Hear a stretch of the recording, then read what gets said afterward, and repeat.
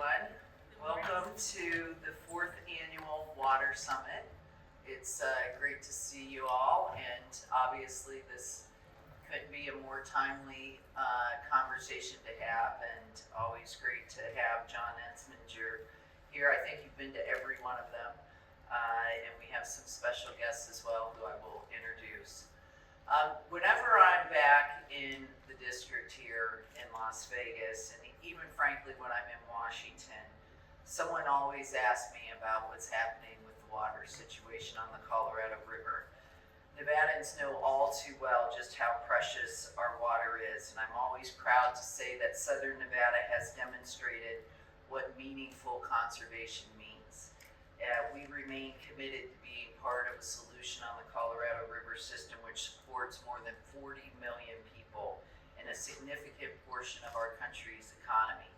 But most of all, I'm proud to point out that we have some incredible leaders at the Southern Nevada Water Authority.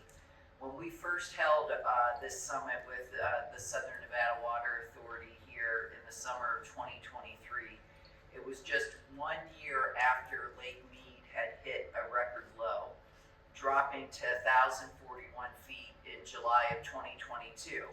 But it was also in the wake of a remarkably snowy winter, which we always pray for. And that gave those of us on the Colorado River Basin some of the much needed breathing room to come together and double down in figuring out a way to move forward in the region. This year, unfortunately, we don't have that luxury. Lake Mead just measured at its lowest level ever last week at 1,040.5 feet, several inches below the previous record that was set in 2022. And the Bureau of Reclamation's latest 24-month study projects that the lake will continue to drop as the year progresses. By November, the lake is expected to fall another 5 feet to roughly 1,035 feet, the lowest level seen since the Hoover Dam was constructed in the 1930s. And this comes at a time when the nation's eyes are already on Nevada and the 6 other basin states after multiple federal deadlines for the states to come to a consensus regarding the river's future have all come and gone. And the major agreements that guide the management of the Colorado River system, including the historic 2023 agreement between California, Nevada, and Arizona to collectively conserve 3 million acre feet, expired this year. And without a new interstate agreement, the Trump administration is now advancing its own framework to mandate water cuts through 2036 with more specific operating plans to be developed and finalized every 2 years across that 10-year window. But look, Southern Nevada has been preparing for all scenarios. Decades of conservation have reduced what's called our consumptive use of the Colorado River water to about 2/3 of our annual allocation. Plus, we've been able to absorb these reductions and leave additional water in Lake Mead without imposing new restrictions on local water use. Overall, since 2002, Southern Nevada has reduced our consumption of the Colorado River by 40%, even while our population has increased by 58%. Our conservation efforts, community-wide recycling, and long-range water supply planning have uniquely prepared us to manage future reductions. And I'm confident that John Entsminger and his team's ability to represent Nevada's interests, and John knows I'm always ready to assist on the federal level whenever and however needed. We all know that the Colorado River's challenges cannot be solved by any one state acting alone. Success will require shared responsibility, continued conservation, and adaptive management across the entire basin. Before I turn it over to John, I just want to thank the Springs Preserve. I want to thank Chauncey for always being there and helping us get this organized.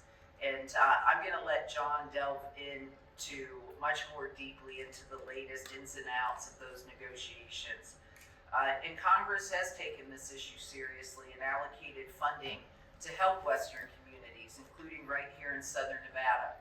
Specifically, the bipartisan infrastructure law, which I helped negotiate and pass, included $8.3 billion of investment in Western water infrastructure.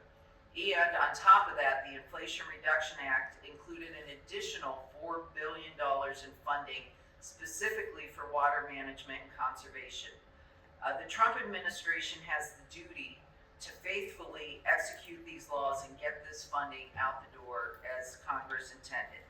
And you can rest assured that as Southern Nevada's voice on the House Appropriations Committee, I will continue to demand that this administration follow the intent of Congress and ensure in turn that the federal government is honoring its promises it has made to the states and the stakeholders who are counting on us.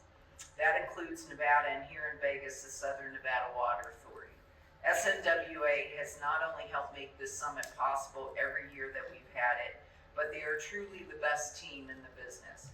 John, the rest of the West continues to look at you and SNWA as a model. And it's your world-class leadership in water conservation and water management. I look forward to listening to your keynote in just a bit and can't thank you enough for all you do. We have a wonderful lineup this year, including John, as well as 3 other presenters. Mike Connor, who is the Senior Water Resources Official for the Biden, Obama, and the Clinton administrations. Noah Garrison, who I think is not here yet, but he'll be on his way, is the Environmental Science Practicum Director for UCLA Institute of the Environment and Sustainability. And my former classmate, fellow alum of Carnegie Mellon, Dave Mitamura, who is the Executive Director of the National Water Supply Alliance. Now, continued collaboration and innovation will be critical as we consider the future of the Colorado River Basin. And as noted, we're lucky enough to have Mike Connor with us today, whose vantage point on the Colorado River and Western water crisis is unique and in many ways unrivaled. Mike is a native of the Colorado River Basin from New Mexico. He has an incredible professional history. His tenure at the Department of Interior stretches back to the Clinton administration when he led the Interior's Indian Water Rights Office. He later served as both Reclamation Commissioner and Deputy Interior Secretary for President Obama. And most recently, he helped oversee the U.S. Army Corps of Engineers for President Biden. We're also thankful for UCLA's Noah Garrison with us today to talk about his report, Can Water Reuse Save the Colorado River?, on the state of water recycling and reuse throughout the Colorado River Basin. We all know that we need to be reusing every drop of water we can to combat the ongoing drought-driven water crisis, and NOAA's analysis serves as a kind of report card on just how we're doing on this front.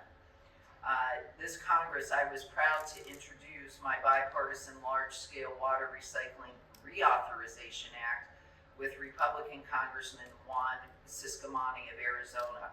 This would extend the federal grant program for large-scale water recycling projects at the Bureau of Reclamation that I originally helped establish as part of the bipartisan infrastructure law.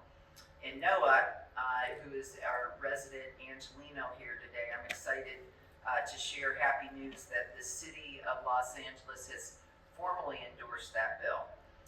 So I appreciate Noah making the trip here, and we will continue to work on that project. And last but not least, I'm excited that Dave Mitamura from the National Water Supply Alliance is here with us. Dave and his organization are leading essential efforts to better prioritize water supply and conservation within the U.S. Army Corps of Engineers. And today, Dave will be providing a helpful window into these efforts, into how these efforts stand to benefit Nevada and the Colorado River Basin. We know that making full use of water resources is key here and across the West. And that's why I co-led a successful effort to direct the Army Corps to maximize opportunities for water supply and water conservation in the now enacted Water Resources Development Act of 2024. And as you'll hear more from Dave later today, I'm once again working with my colleagues on both sides of the aisle to make water supply an even bigger priority as we work on WRDA 2026. Finally, I would be remiss not to mention Congress's support for our very own Hoover Dam, the titan atop the Lake Mead, which continues to power hundreds of thousands of homes throughout the Southwest. Since we last came together in this summit last summer, Senator Catherine Cortez Masto and I were able to get our Help Hoover Dam Act to the President's desk for his signature. And I'm thrilled that at long last, this administration has released $52 million in funding for the dam as directed by our legislation. These were long-stranded funds that can now be used for operations, maintenance, and improvement projects at the dam. This includes installing turbines needed to continue to create power at lower lake depths, which have, of course, become necessary due to the ongoing drought. Despite everything going on right now, I do believe there's still hope. And as Nevadans, we've consistently demonstrated that economic growth and responsible water management go hand in hand. We already receive less than 2% of the Colorado River's water each year.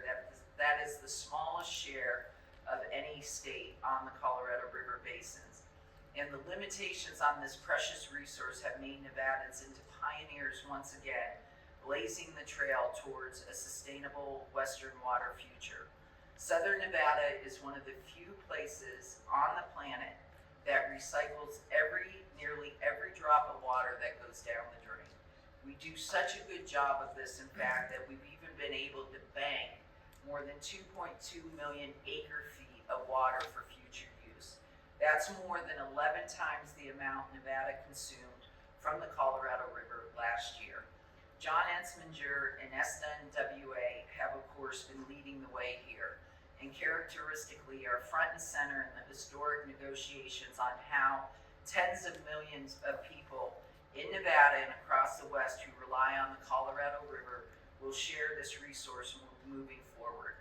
So without further ado, and thanks again to all of you for being here for the 4th annual summit, please join me in welcoming the man of the hour, John Entsminger.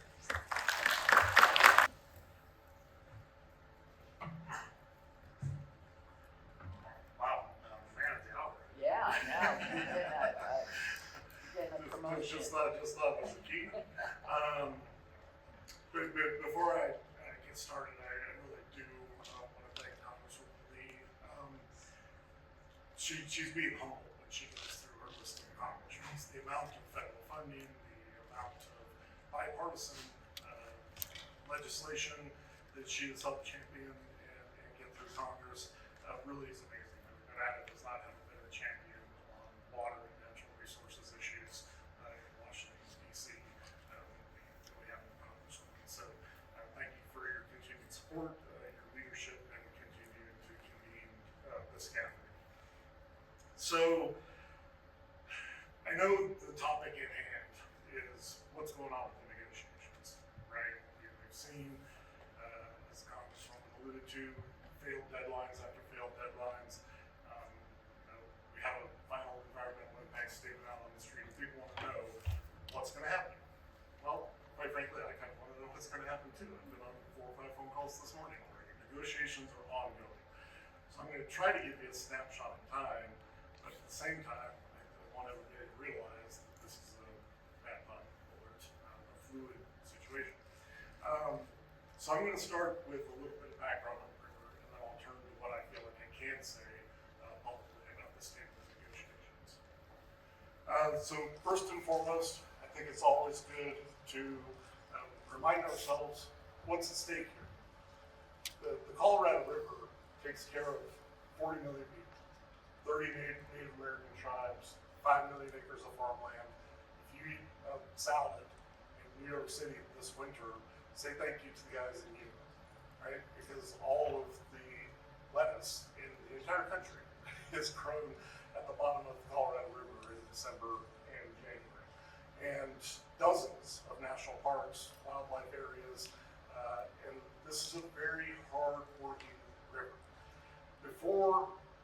this drought took hold. If you looked at the measurement of the amount of water in the Colorado River from 1906, when we started measuring the river, to the turn of the century, the natural flow of the river was about 15 million acre feet of water. In the last 26 years, it's closer to 12. But even if you took that 15 million acre feet and look at all the things we're doing with that as a nation and as a society, and compare it to the Columbia River. The Columbia River, when it goes into the Pacific Ocean at Astoria, is 260 million acre feet. 260 versus 15. The natural flow of the Mississippi at New Orleans is close to 500 million acre feet. 500 million versus 15 million. This little guy, this is the hardest working river probably in the world, but certainly in North America. We're doing a lot with a little. If this pinch off, the dashed area there, that's the 5th largest economy in the world. That's a bigger economy than Great Britain, a bigger economy than Germany. So there really is no more important resource to our country and the country of Mexico, which shares in the river, than the Colorado River, both environmentally, culturally, and economically. And, for anybody who grew up here, or has visited the dam recently, it's no mystery that it is a river that is in peril. I grew up in Colorado, but I worked with a lot of people that when they were in elementary school, they took trips out to the dam to see the water spilling over the emergency release, the trough down at the bottom. 20 years, see what happened. Fast forward again, we've lost more than 65% of the storage in this reservoir, and Lake Powell upstream doesn't look a whole lot better. So this is the stakes that I laid out first, what we're trying to support with this river, and then the reality of the amount of water Mother Nature has been giving us. Just to condense history a little bit, so in 1971, Senator Alan Bible of Nevada passed the Colorado System Project Act that allowed Nevada for the first time to access our Colorado River water. Before that, Las Vegas was 100% dependent upon groundwater. So built an intake into Lake Mead. In the background, that cantilever structure, that was the first diversion out of Lake Mead and was used for the munitions industry during World War II. Obviously, neither one of those pieces of infrastructure are functional at this stage. So when I tell you that we have 19th century laws, all of the laws of prior appropriation are literally based upon mining camp understandings during the gold rush in California and the silver rush in Colorado. All of our laws are based on 19th century precepts. Almost all of our infrastructure was built in the 20th century, and now we're dealing with 21st century climate. And fitting those three things together is the challenge, frankly, the water challenge for the Colorado River of this generation. Because those three things do not want to fit together. And somehow, some way, human beings are going to have to make them fit together in order to support our society and our community and our natural resources. Fortunately, we're pretty clever people. We have great engineers, and when intakes start sticking up out of the lake, we were able to spend about $1.5 billion to build a new low lake level pumping station, a new intake, which is actually below the level. I think I have a slide next on Deadpool, but the intake for Las Vegas is now below Deadpool. So even in a situation where you cannot release water downstream from Hoover Dam to California, Arizona, and Mexico, we still have about 25 feet of water above our intake. So part of the solution to these challenges is frankly great infrastructure, engineering, and investing in infrastructure. So this just shows that slightly different way. I kind of covered what that was already. Storage capacity. I talked about how much we've lost since the turn of the century.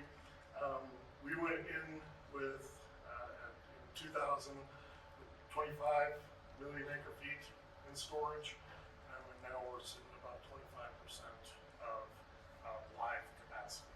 So we've lost a tremendous amount of storage in Lake Mead just since the turn of the century. But as with every single thing I talk about, it could be worse. This slide shows everything we've been trying to do. Going back to 2012, we're lucky. You guys may not know it, but you're really lucky to have my Connor with you here today. He was the Commissioner of Reclamation when the United States negotiated Minute 319 with the country of Mexico. And as a result of that negotiation, a piece of Mexico's treaty water was actually left in Lake Mead, both for U.S. users to use, but also to help bolster elevations in Lake Mead. And I won't go through every single one of these elements, but one of the main points is none of this is sneaking up on us. We've been preparing for pretty much exactly the circumstances we're facing for the last 20, 25 years. And each one of these programs that if they hadn't been implemented, the level of the lake would be 921 today. And instead, we're up in the 1060s. So that is progress, but every single one of these was incredibly difficult to get across the line. It took political will, it took investment of public resources, and that is what's going to continue to be needed to meet the challenges of the future. So the Congresswoman talked a little bit about our success in conservation in Southern Nevada. This is just a graphic representation of that. Since 2002, our population's up 15%. That's about 820,000 new residents in that time period. At the same time, per person, per day, every man, woman, and child has reduced their consumptive use of Colorado River water by 58% in the last quarter century, leading to an overall consumptive use, net use, if you're an accountant, of a reduction of 40%. So we have shown, as the Congresswoman said, you can have a growing and dynamic economy and use less water. We are the world's largest petri dish, attesting to the fact that you can do both at the same time. But it takes everyone, everywhere, all at once, not to plagiarize too many Hollywood movies all at once. But no new golf courses. All new golf courses, existing golf courses on budgets. Removal of non-functional turf. Prohibition on evaporative cooling in new buildings. Limitation on pool sizes to 600 square feet. And cooling rebates and putting in cool season grasses instead of warm season grasses.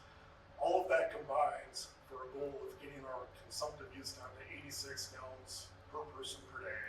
And when we launched this initiative, we were about 114. We've now dipped below 100. So we're on track to meet that 86 gallons per capita per day.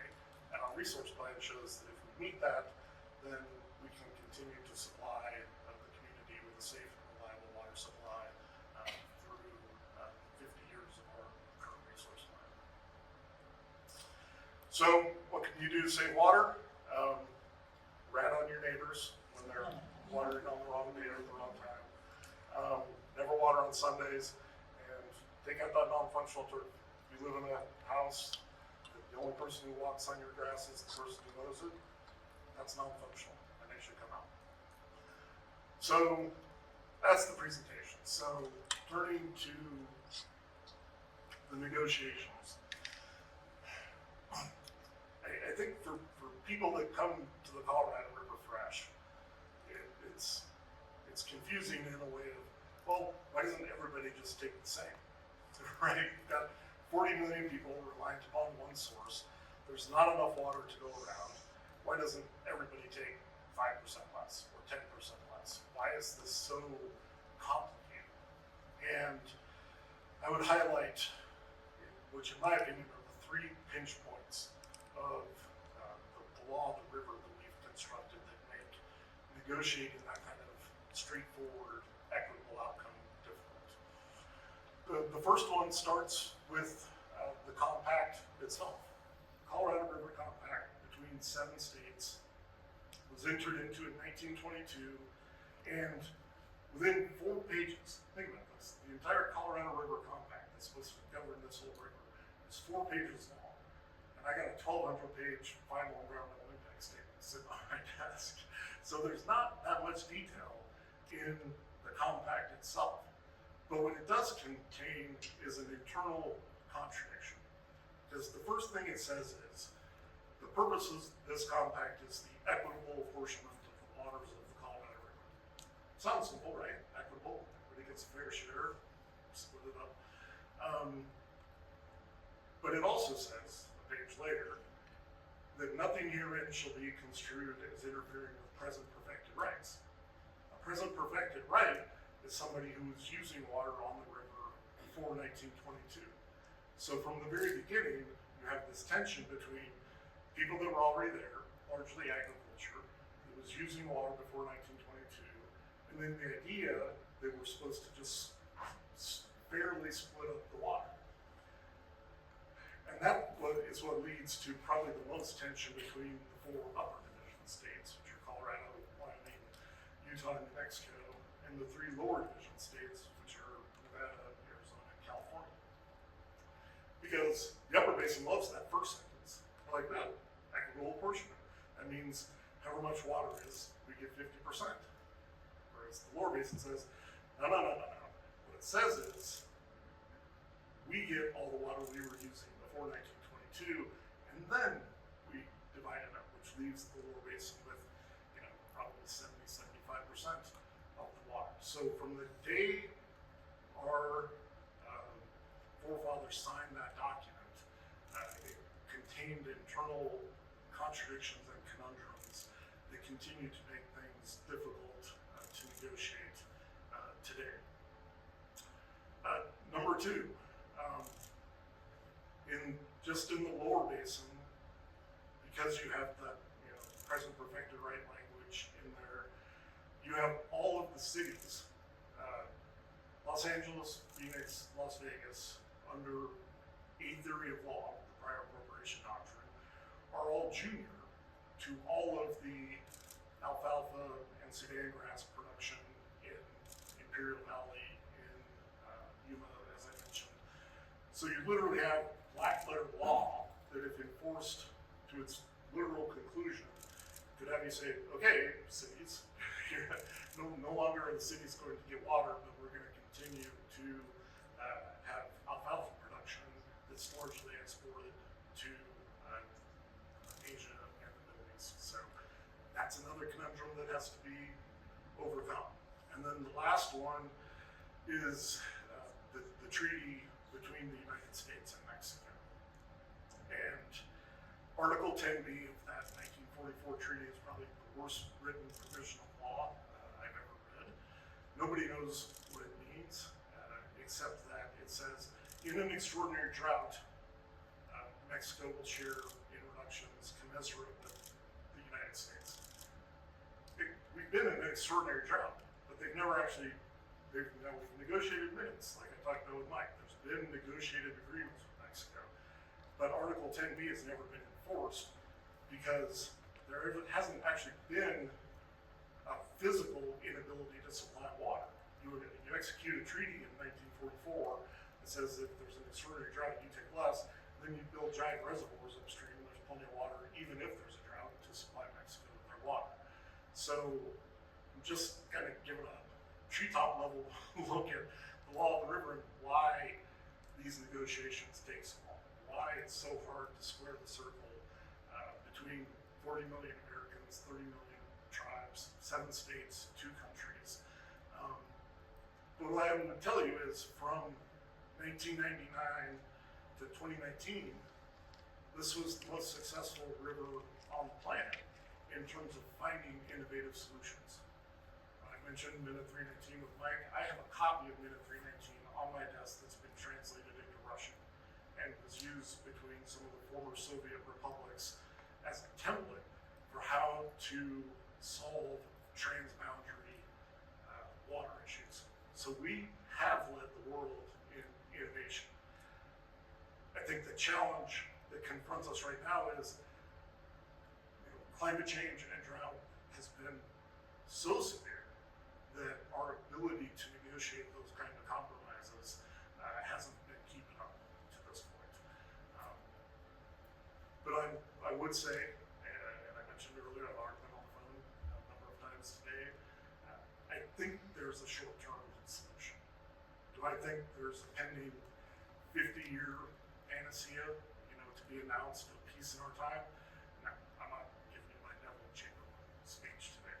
But I do think there's, a 1, 2, 3-year plan, an operating plan for the amount of water we have in the river, for the amount of reductions Lower Basin has already agreed to take, that can get us through 2, 3 more years of negotiation, try to achieve that longer term, more durable sort of arrangement between all of the different communities that share and rely upon this river.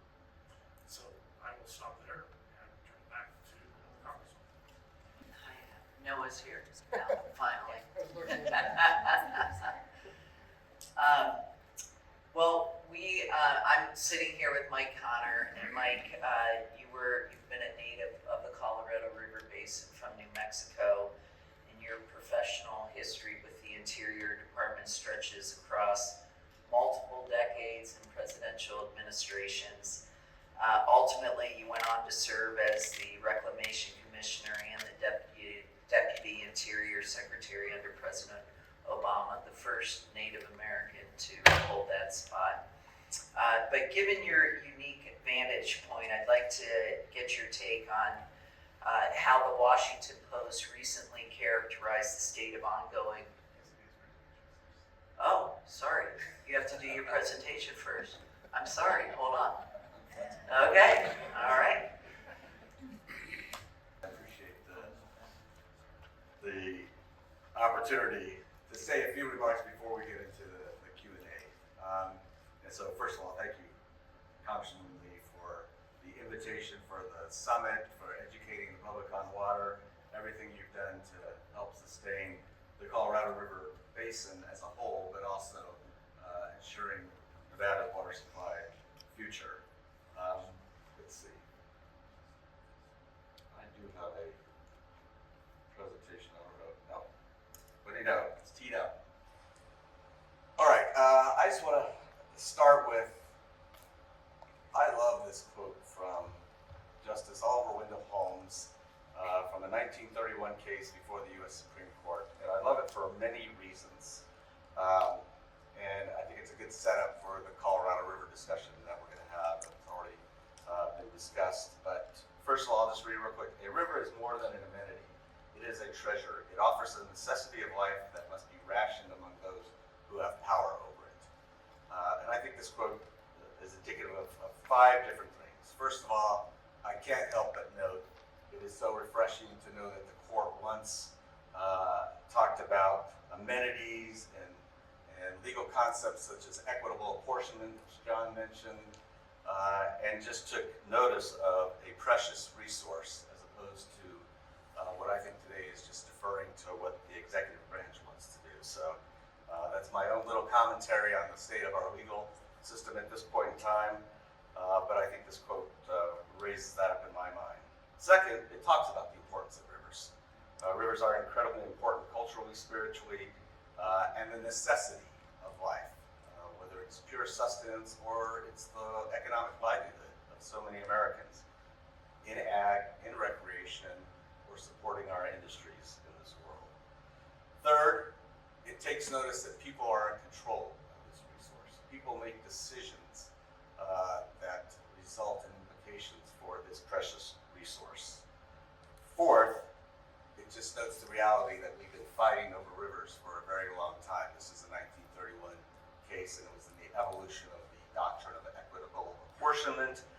There were even preceding cases involving different states. So we've been doing this for quite a long time.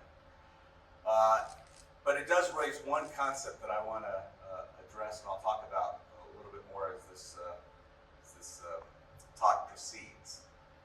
It talks about rationing this precious resource, and that's a reality of what we're doing today in the Colorado River system. We are rationing a scarce resource, but that's not what we should be. That's not what our goal and objective should be. We have to make those tough decisions in rationing scarcity. We have to innovate. We have to try and augment. We have to try and ensure that we're doing all we can to manage our demand, but also maximize the resource and take care of that resource over time.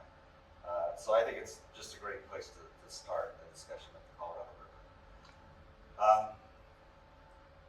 You heard a lot about this from Congresswoman Lee and John talking about the reality is we have fought over the Colorado River, and that's its history.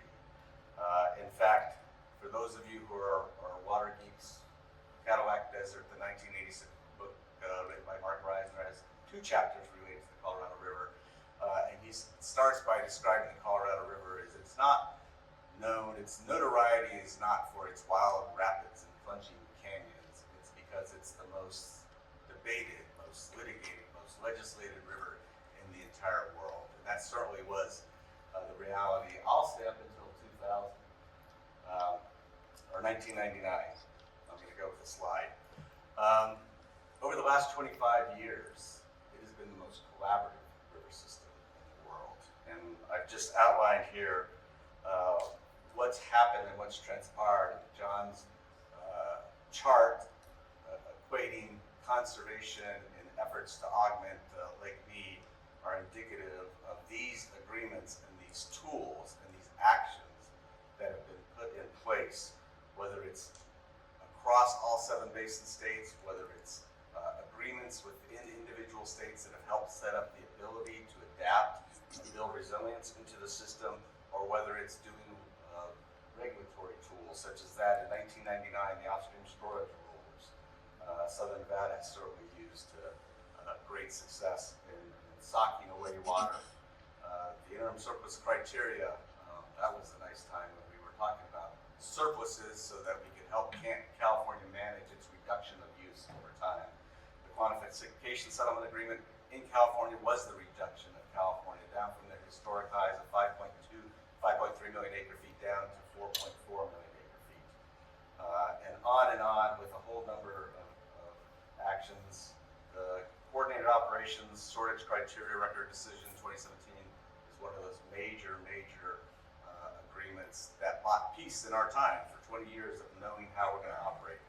Granted, people were bitching and moaning about the 2007 criteria for the last 20 years, but they adhered to them, and I would argue that they had their intended effect is that they managed the river responsibly, and I think the upper basin and lower basin both have equal rights to be concerned about the implications of the 2007 criteria, but they stood the test of time, and they now need to be renegotiated for the new challenges that we have, and that's where we are right now. But this is a remarkable record of accomplishment and actions by the federal government, with the states at their side, with tribes, with local water users, with NGOs, providing some of the support and the solution sets that are involved in this.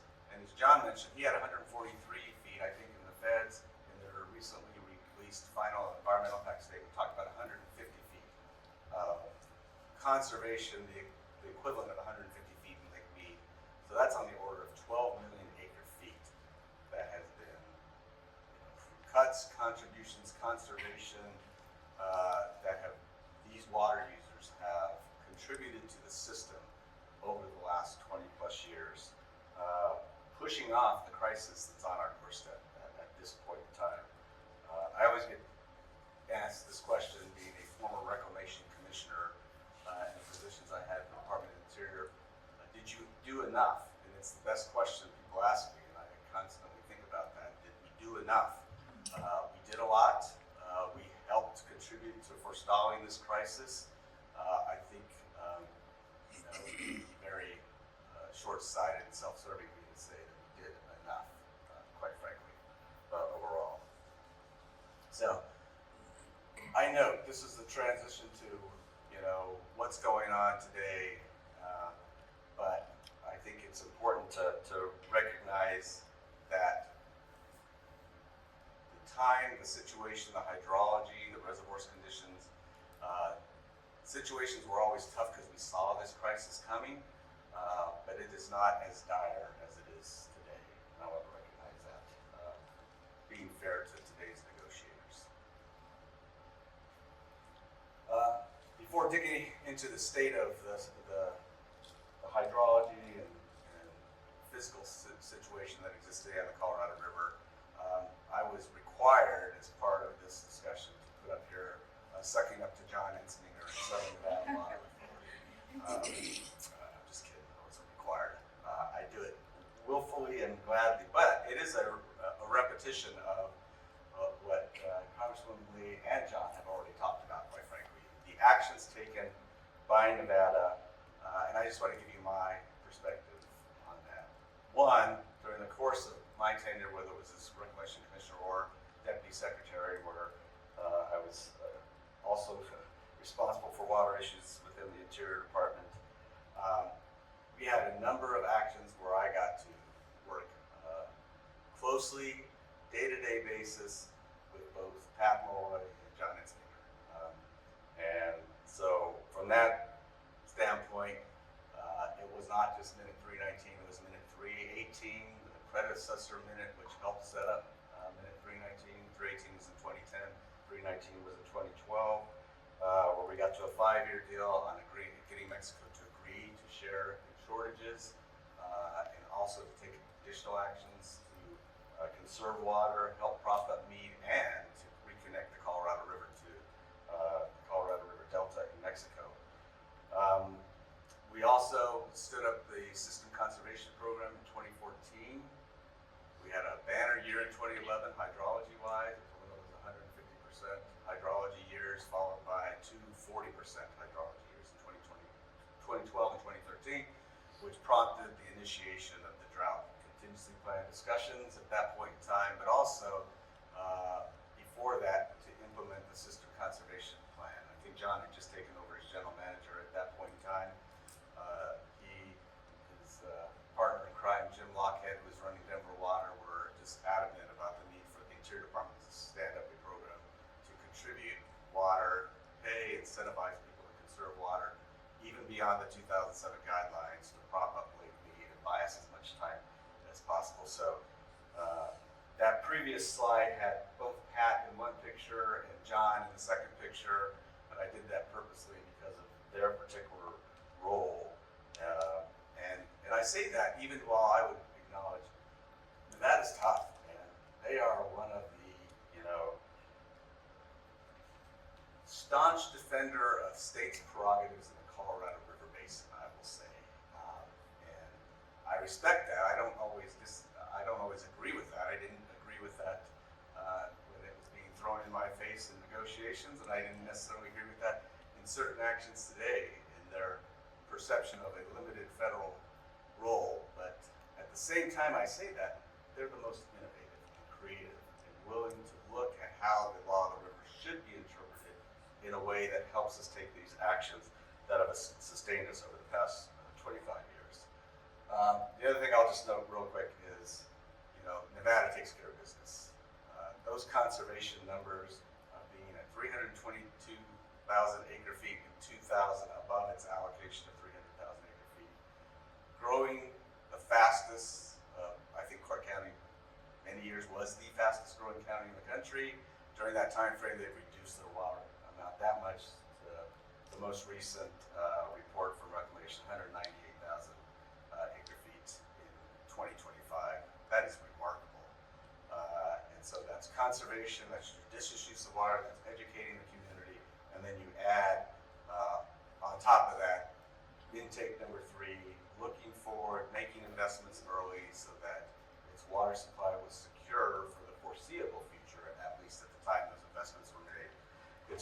story of taking care of business, and so I would just say, well, the Colorado River Basin is in crisis. Nevada's not in crisis. Getting back to the state of the river, you've heard these stats from various forums already this morning, so I won't go into it too much. It's the worst situation that's existed. The hydrology is as bad as it's ever been, although I would say the inflow forecast to Lake Powell from the upper basin is only the third worst in the last 63 years, if that makes you feel better. But the reservoirs are in worse shape than ever, so as John mentioned, we've been making deliveries because the reservoirs were full in 2000. And we've been living off of that supply since that time. And now it's getting down to crunch time. So this hydrology is driven by climate change. You see the numbers there. Historically, about 15 million acre feet, so it never was the 16.5 million acre feet that was allocated for the river between the upper basin, lower basin, and Mexico. But also, it's now down to the last 25 years, the average flow of the river is 12.1 million acre feet. So it's a 20+% reduction in that time. We're living with a 12 million acre feet river. I happen to believe it's climate change driven. It's probably a combination of climate change and drought. So hopefully the drought part can be adjusted over time. But this is very sobering to look at. And look at Lee is projected at the start of water year 2027, October 1st, down at 1037. Lowest since filling, much lower than the crisis in 2022 when Congress allocated $4.5 billion to sustain a system because of the crisis of need reaching 1040 elevation at that point in time. So it's tougher. It's tougher to negotiate and potentially give up something when you're looking at hydrology like this and you're charged with protecting your particular state's interests. It's tough as a federal official when you feel like everything you've done isn't enough, and what more can you do? But that's the job, quite frankly. That's what we need to be doing, getting to agreements and making the investments necessary to sustain the system. So right now we're closer to compact litigation than we've ever been. We are losing the benefits of the Secretary sharing his authority and responsibility through those multiple agreements that were on the previous slide. And we are backsliding to a time where without agreements, the Secretary is going to have to act and interpret the maximum breadth of that authority. And the reality is that that will be litigated against the federal government. And the reality is, once that starts, it's probably going to result in the states litigating amongst themselves under the compact. So, Congresswoman Lee and I are going to get into this in the Q&A session here, and I don't want to take up too much time. But I just wanted to kind of at a high level talk about what's next and what should be doing, because without thoughts and ideas, criticism isn't worth much. And so I do have a few thoughts. I still am involved in Colorado River issues. I don't represent anybody as a lawyer, but I am a consultant to various folks who have interest in the Colorado River Basin.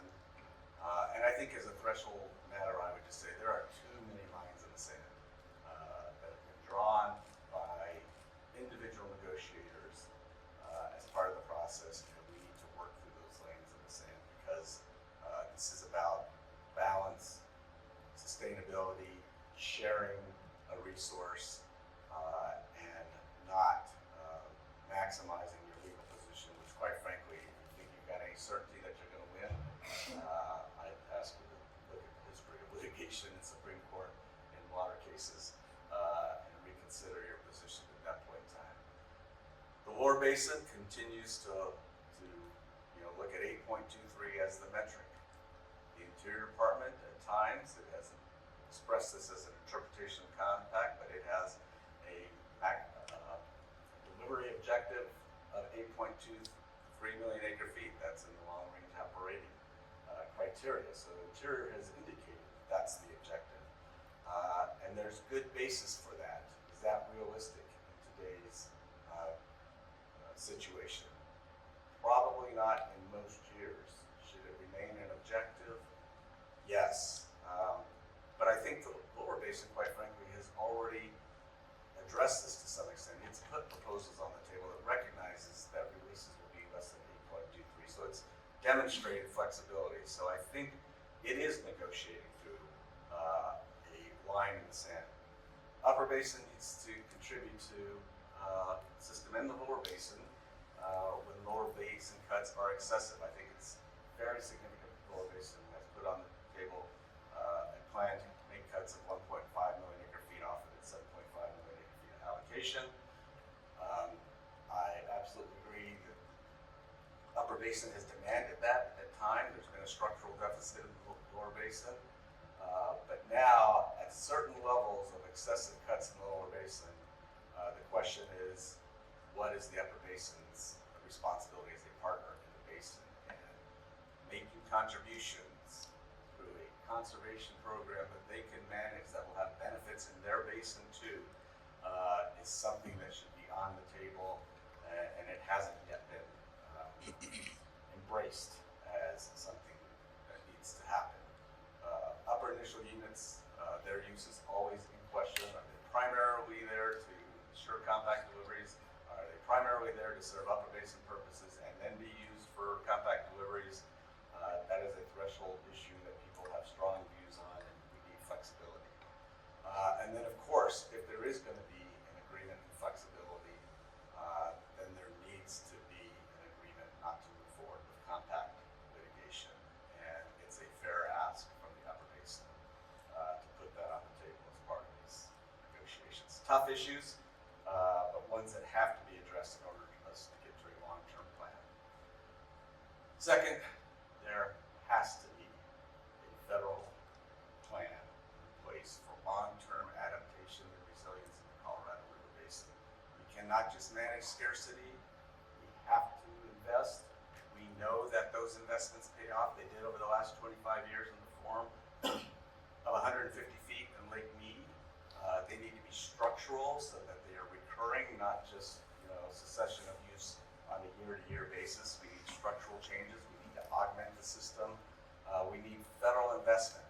Federal government built this system. Federal government needs to sustain the system. People have to understand the negative implications of litigation and not go down that route at all costs. It is unproductive. It is a lose situation for 40 million residents in the Colorado River Basin. You look at the litigation that's been recently in front of the Supreme Court, Texas v. New Mexico, 14 years of litigation over the Rio Grande, New Mexico's deliveries to Texas. Two very process-related decisions about whether the United States is a necessary party and whether it should be participating in the settlement. Those were the decisions over 14 years by the Supreme Court case, all leading to those parties coming back to the table, and the Supreme Court just accepted this settlement agreement between Texas and New Mexico that, quite frankly, could have been negotiated 13 years ago. And so it's a loss. We need to get past the idea that litigation is going to be a productive strategy and move on. A couple other quick points real quick. Support the Northeastern Arizona Indian water rights settlements. Tribes contribute to solutions. New River Indian Communities has been responsible for 1 million acre feet of need over the past decade. There's provisions in Newarsa, the Navajo settlement in the Colorado River, that will do the same in both the upper basin and the lower basin. And finally, I would just note more state resilience actions. That was my tip of the hat to More Nevada. That's a cowbell there. More Nevada, something like that. And then lastly, we have to stop policies that accelerate climate change. Those great actions, that sustainability in the Colorado River system happened while we were reducing emissions from 2005 to 2023, constant reduction of greenhouse gas emissions in the United States. administration, its policies accelerate the emission of greenhouse gases. The first increase in that 25 plus years was in 2025. We went up 2.5% on greenhouse gas emissions. If you're in a hole, stop digging it. And that's my presentation. I'm going to move on to Q&A. Okay, now back to Q&A. We'll go back. Given your unique vantage point and your history on the Colorado River and obviously in negotiations, I'd like to get your take on this quote by the Washington Post that recently characterized the state of the ongoing negotiations on the Colorado River. The quote is, "The prospects for a long-term solution are bleaker than ever, experts say. Trump administration officials have chastised states for failing to compromise over how to share the pain of necessary cuts. Negotiators for the basin states say the Interior Department, which oversees the Bureau of Reclamation, has not offered the leadership or the financial incentives that could smooth the path towards a deal." In your opinion, is that a fair characterization? And why or why not? And what is the number one piece of advice you would give to the Interior Secretary, Doug Burgum, if he were here with us today? I do think that's a fair characterization of the situation at hand right now. I think the prospects for a long-term solution are bleak right now. I am hopeful, as John mentioned, that we might have a short-term plan and strategy, whether it be 1, 2, or 3 years, to move forward in operating the system, and hopefully that will buy more time. But quite frankly, those lines in the sand are pretty real, and how move past them to negotiate a long-term agreement, I think, is highly in question right now. And there's plenty of blame to go around, with people not recognizing the value of those agreements over the past 25 years. But I gotta say, the federal government has a unique responsibility in the Colorado River Basin, and it needs to step up to meet that responsibility. As I mentioned before, it invested in the development of this system. Remarkable system from a water supply perspective and an energy production system, and sustaining the richest agricultural area maybe in the world.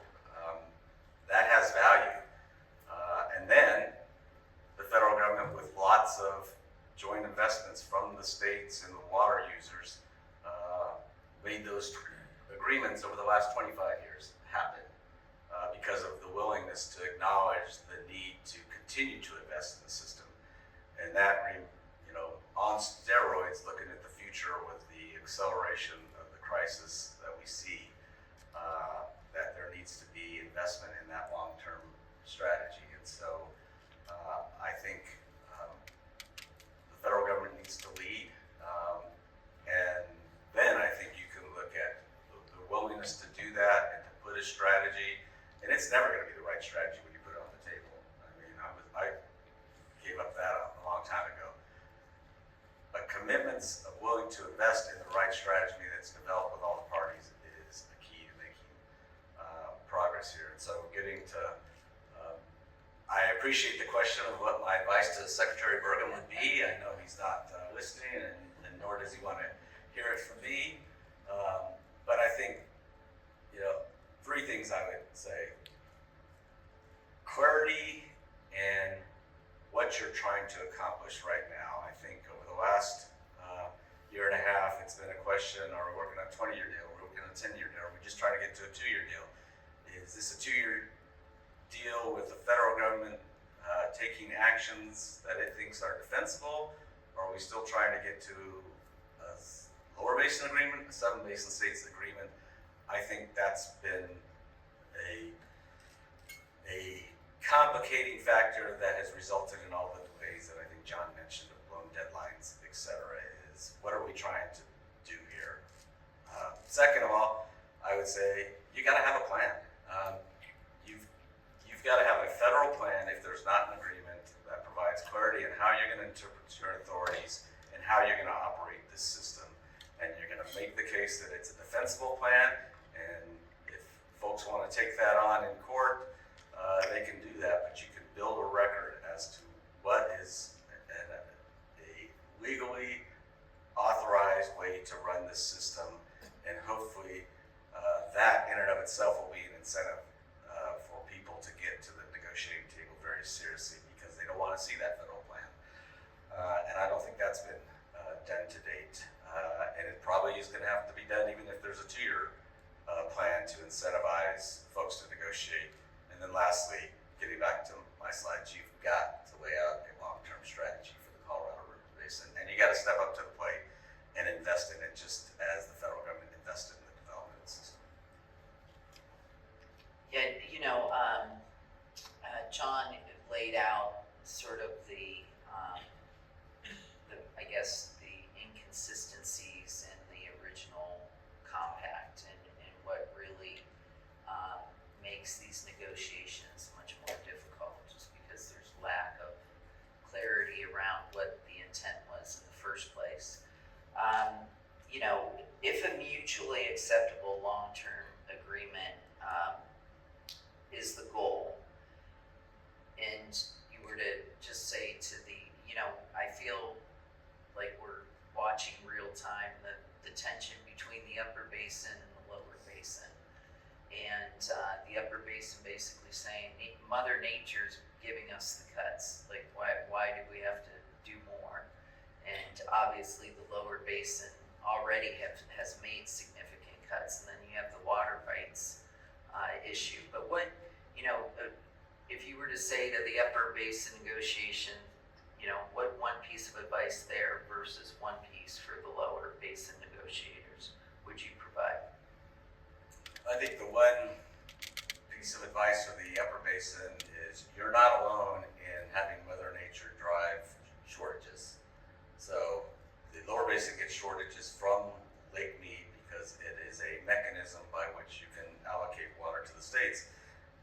There's lots of people who use water off the tributaries in the lower basin, and they're getting shortages on a year-to-year basis. So I recognize the reality of shortages in the upper basin, but it's twofold in the lower basin. And so I just say that because at the end of the day, the upper basin is going to have to step up and be willing to contribute at some point in time to the massive cuts that hopefully are not necessary every year, but are certainly going to be necessary in a lot of years moving forward. I think that's a fundamental point. And I think that same conservation efforts that can build up a supply where they can contribute will also help them manage and allocate water in the upper basin better. From the lower basin perspective, you've got to be willing to, as part of a comprehensive deal, set aside the right to litigate over the compact. That is a fair request from the upper basin. It's not a fair request to say we want our waiver first and then we'll tell you why we deserve it. But it is a fundamental need to be able to set aside the specter of litigation, and we need to reach the right parameters and enable for the lower basin to agree to that. And that's been a tough issue for a lot of people in the lower basin. And then lastly, I would just say there's a joint issue with PAL releases. I think at the heart of this is what is the right level of releases from PAL when you have 12.1 million acre feet river as opposed to a 15 million acre feet river. And I personally like the I forgot what they called it, but the percentage allocation of the river on a year-to-year basis that was the focal point of negotiations at one point in time. I thought that had a lot of merit, and I thought it had a lot of acceptability. And maybe it's getting back to that as a long-term arrangement that's helpful. And finally, I would just say nothing has to be forever. A key part of getting to a deal with Mexico was to say we're not interpreting Article 10 of the 1944 treaty. We're entering into an operations agreement on how we're going to manage this river for the next 5 years and then the next 10 years. And you can revisit that, but it allowed Mexico to say, we're up for an operations agreement. We can see the value in that, and we'll revisit it over time. And even at this point in time, 10 years of certainty would be very advantageous Yeah, let's turn to individual water users on the river.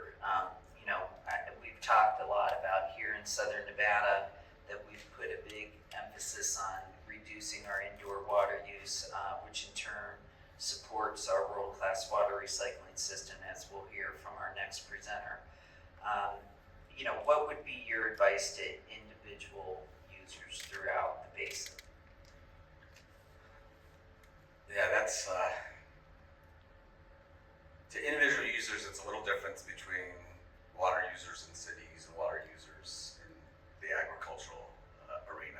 I would say a couple things. One, it's encouraging that people always respond to price signals, and whether it's incentives for water efficient appliances, whether it's a pricing system that incentivizes conservation, whether in the agricultural sector it's having to pay for use of water to build more resilient infrastructure that helps allocate water more efficiently.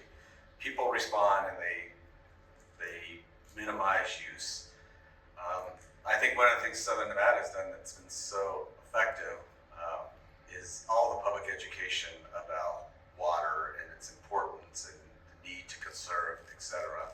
Personally, as a big hockey fan, the ones with I'm a Colorado Avalanche fan, so I got a lot of problems with the Golden Knights, particularly this year. And the disappointment that those ads that incorporated the Vegas Knight players were awesome. And just part of it, outreach and education system, that is so critically important. And I think, incorporating the realities and having the public understand and get educated on the impacts of climate change and how that's going to drive the need for additional, costs to individual water users as we try and build a more resilient system. That's the reality. Climate change exacerbates the affordability crisis on every level, whether it's the need to invest in systems to, protect ourselves, whether it's insurance, you name it. And understanding that and being willing to make those investments are going to be critical for water suppliers, whether they be in the agriculture sector or the municipal sector. And finally, I think everybody needs to ask, whoever their supplier is, what is our water supply reliability plan? And be an advocate, be involved, and be an educator on that approach. And then you get actions by individuals that lead to the conservation savings, even as communities thrive, such as they're doing here in Las Vegas. Our final presenter here today, Dave, is from the National Water Supply Alliance, and he'll be discussing ongoing efforts to make water conservation and water supply more of a priority for the U.S. Corps of Engineers, which is traditionally focused primarily on other mission areas such as waterway, navigation, and flood control. When, during the Biden administration, you served as the Assistant Secretary for the Army for Civil Works, helped supervise the Army Corps. Do you believe that the Army Corps has a significant role to play alongside the Bureau of Reclamation in confronting the Western water crisis? And if so, how do you see the two agencies working together on this front? Absolutely. I love this question. I was excited to see that you were going to ask it because stepping in to oversee the Army Corps of Engineers at a time when the Colorado River was, in crisis, as we defined it in 2022, there was a lot of discussion about the role that all agencies should play. And I issued a directive to the Army Corps on drought resilience back in July of 2022. And I did that after asking the question of what was our role. And it turns out it was pretty substantial, and it needs to continue to be something that the Army Corps embraces as a water manager. Army don't know, 3 primary missions: navigation, coastal and inland flood protection, and aquatic ecosystem restoration. But, you know, that's the perspective of a government bureaucracy such as the Office of Management and Budget that wants to keep the Army Corps in a very tight box.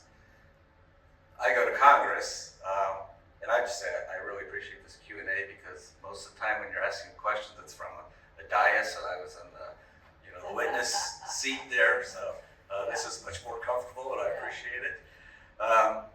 But Congress and stakeholders have demanded more from the Army Corps, and programs that you have supported are asking us to just, us, as if I'm still overseeing the Army Corps. I'm not, but you're a water manager. You have a role to play. And so some things we talked about in that drought resilience strategy directive that I issued in 2022 was we have a role in science and getting to the Bureau of Reclamation. With its Bureau of Reclamation, NOAA, there are climate assessment tools. The Army Corps has been part of that team and has deployed that to assess what is happening in a particular river basin, what is the risk to water supply, and that's always foundational to the idea of how we're going to build resilience in the face of the changes that are happening from a hydrology perspective. A second area is operations, and I think this is where Reclamation and the Corps have been great partners, something as simple as forecast-informed reservoir operations. There is an initiative, West Ride, looking at the, getting back to John's view of, we've got 20th century laws and we've got 21st century hydrology. The Army Corps has 20th century rule curves for its flood control operations, which are overly conservative, don't take into account the best forecast tools. And every time we've looked at how can we redo the rule curve for flood operations, it has yielded benefits from a water supply perspective, whether it's Prado Dam on the Santa Ana River in California, Mendocino Dam. We're talking about, the ability to reoperate on an average basis of providing 20% more water supply by better managing our system. We did this in Lake Roosevelt in Arizona. Reclamation supported a change in flood control operations. The Army Corps issued a deviation in 2024, and that on average would create 109,000 acre-feet of more storage in Lake Roosevelt. You got to have the precipitation to take advantage of that.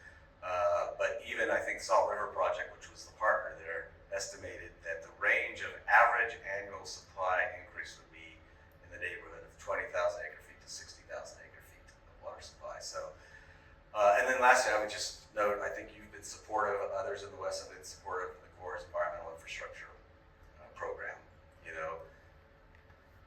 This is one where certain people would say the Army Corps shouldn't be supporting water supply infrastructure projects like reuse or desalination, but it has, and it has because Congress has wanted the Corps to have a program to do so. So whether it's, a water reclamation facility, Kyrene in Phoenix, or a brine desalination facility, South Paris in California, these are projects that add 5,000, 6,000 acre-feet per year. That adds up in a water-strapped basin like the Colorado River. So absolutely the Corps has a role to play. It should never think it should usurp the Bureau's role, particularly in the Colorado River Basin where the Corps doesn't have a lot of infrastructure it's responsible for, but its programs, projects, and how it operates in conjunction with reclamation can add water supply and help in this crisis. Yeah, that's great. Finally, Mike, in addition to your various leadership roles, you served as the counsel for the Senate's Energy and Natural Resources Committee for many years. Historically, many of the milestones on the Colorado River management and Western water policy, such as the 1928 Boulder Canyon Project Act or the 2007 interim guidelines, the 2019 drought contingency plans, relied on Congress endorsing and supporting agreements. What is your sense of what Congress's role should be post 2026 in that reality, where the states could potentially remain locked in a stalemate that the Interior Department proves unable to resolve on its own. Would you advocate for direct congressional intervention or something short of that, and why? Well, now that I'm no longer in the hot seat of having the jobs, absolutely, I would advocate for congressional action. But in all seriousness, I think, real, meaningful congressional oversight demands accountability. And quite frankly, I think there hasn't been enough of that in this Congress as to what are the status of the negotiations, what are the issues involved, and what is the long-term plan here? What should be the federal role? Asking that question of federal officials, and that accountability through the oversight process is, I think, incredibly important to let other people offer ideas. It's not just getting federal officials to be questioned in a hearing setting. It's the value of other ideas that people have. And that is a legitimate, and I'd say at this point in time, underutilized tool that Congress has.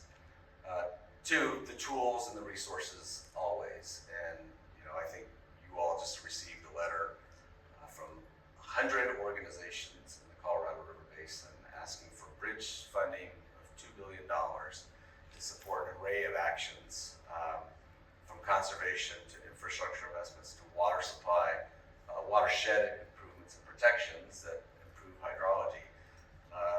And that's a very diverse group, of municipal water providers, agricultural groups, tribes, NGOs, power producers, power users, all advocating for the same thing. And I think, providing those resources and then demanding the plan from the federal government and allocating those resources is another strategy.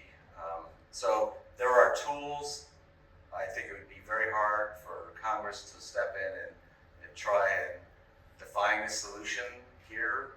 Everybody has different stakeholders, in their individual states, as well as just the knowledge base that resides with the experts in the system. But, even at some point in time, even when I was working in the Senate Energy and Natural Resources Committee, sometimes you introduce legislation just to move the dialogue forward. Exactly.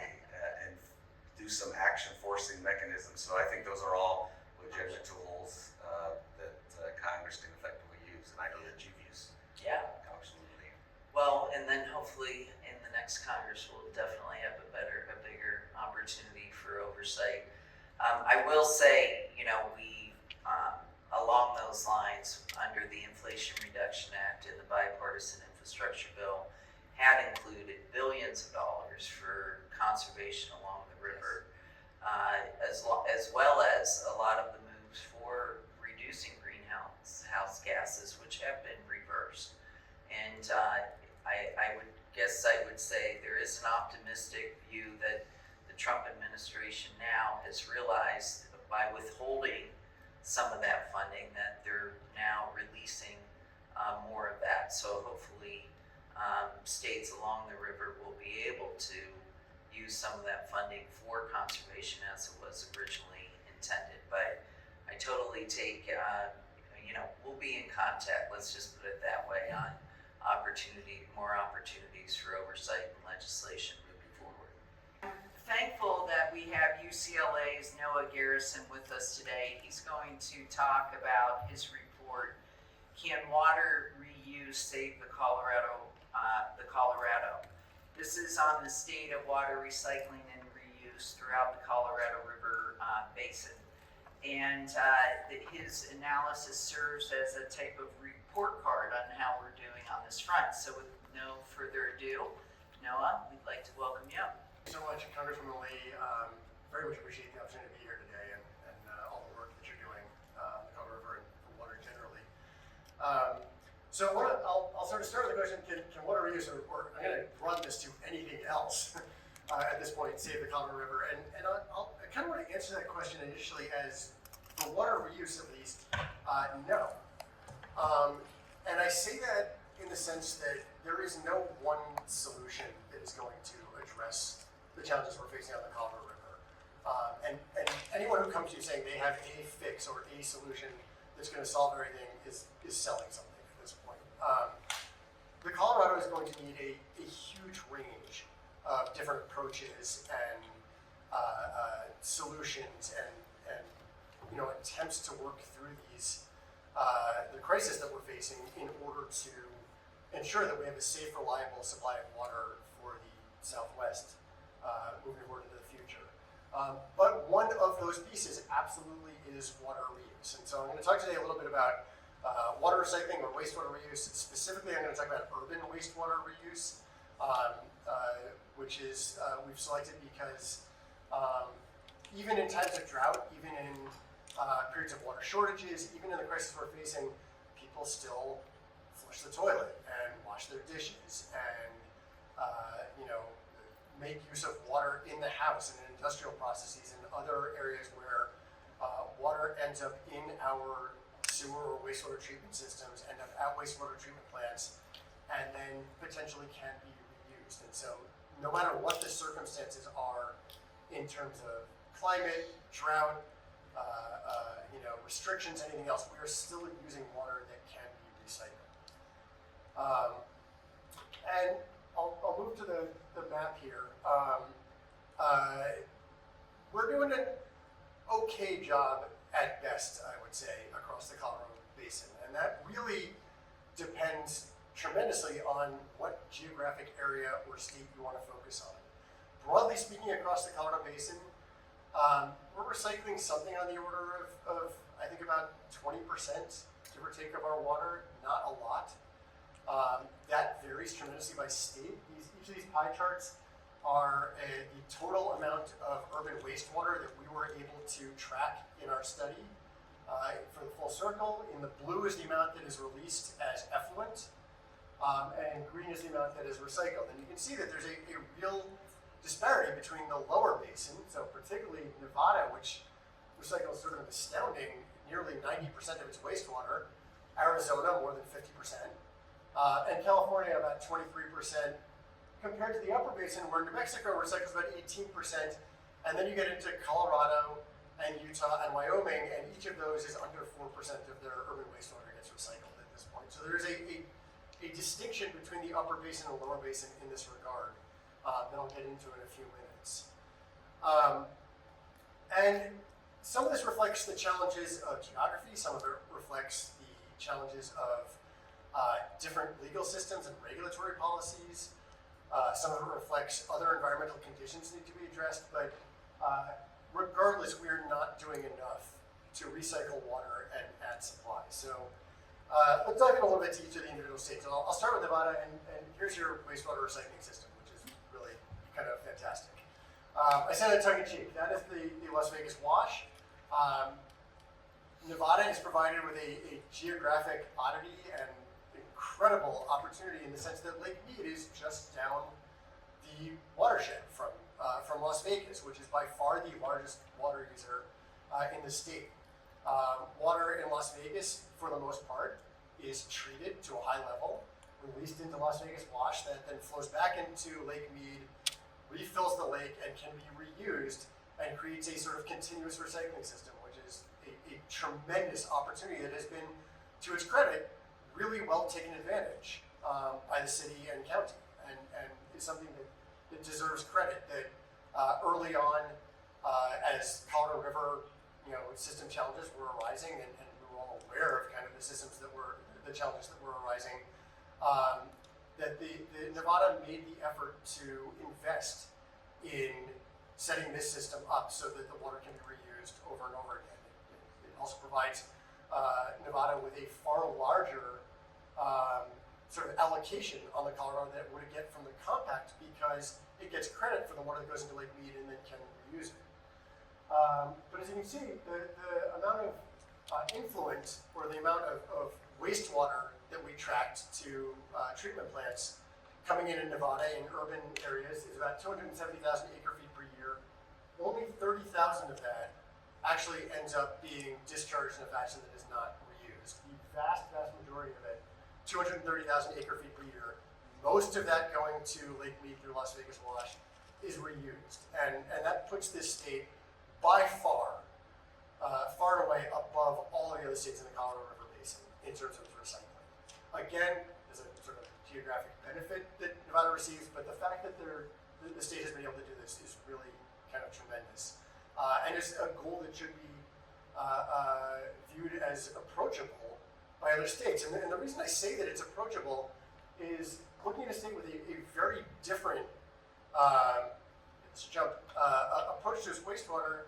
In Arizona, more than 50% of the wastewater that we were able to track going to urban treatment plants is recycled.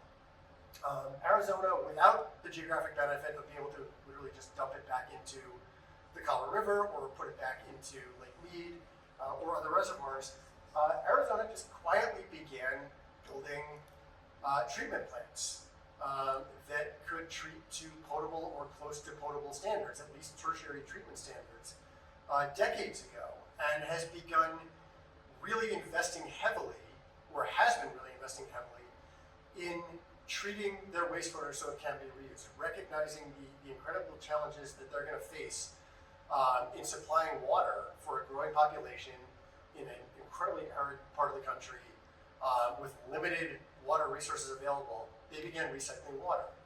And one of the smart ways they did that initially is that they invested in two projects in particular. The first one is the Palo Verde nuclear generating station is located outside Phoenix and uses, depending on whose estimate you take, somewhere between about 50,000 and 70,000 acre feet per year of recycled wastewater that comes out of treatment plants in the Phoenix municipal area. So they began supplying a nuclear generating station that needs tremendous amounts of water for cooling that is ultimately evaporated and lost. They began early on using recycled water as a source for that. The second was there is a sort of a habitat restoration project called the Tres Rios Wetlands, also outside of Phoenix, that deals in part with habitat need, deals in part with incredible salt mitigation issues they have from agriculture and other runoff that they began sending water to as well. Tens of thousands of acre feet per year going into this sort of habitat restoration and ultimately down the Salt River. You can debate whether habitat restoration truly counts as recycled water, but regardless of sort of the definition you use in that regard, this project is supplying water that would otherwise be needed from another source. And so it is reducing strain on water while providing other environmental and ecosystem benefits. What's truly interesting about this at this point is that the generating station, again, 50 to 70,000 acre feet per year, that's enough for 100,000 to 200,000 families or households per year of water. The cost of that water and the supply needs of it have become an issue for the power plant that is beginning to look at other sources for water, whether it's shallow and potentially saline groundwater that is not currently being used, whether it's looking at dry cooling methods, anything else they can do to get themselves off that recycled water because the cost is becoming high.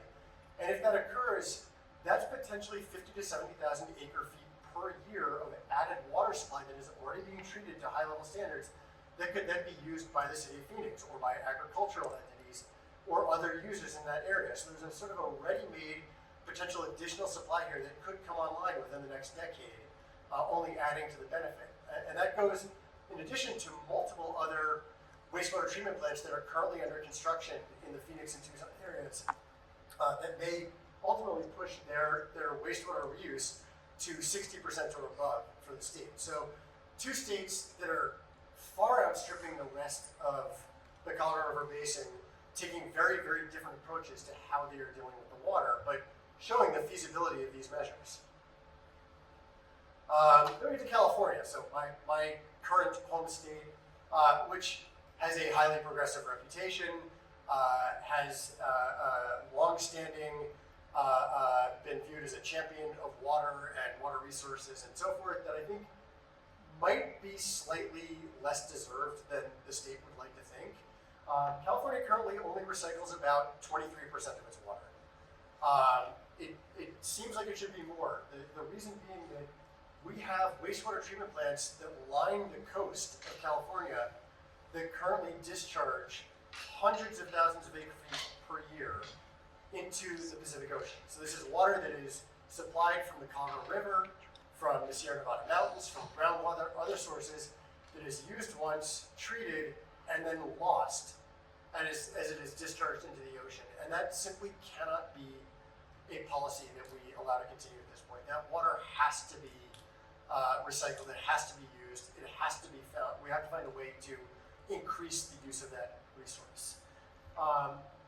What I show here is that California is divided up into 9 different regions based on water management. There are regional water quality control boards that divide up California.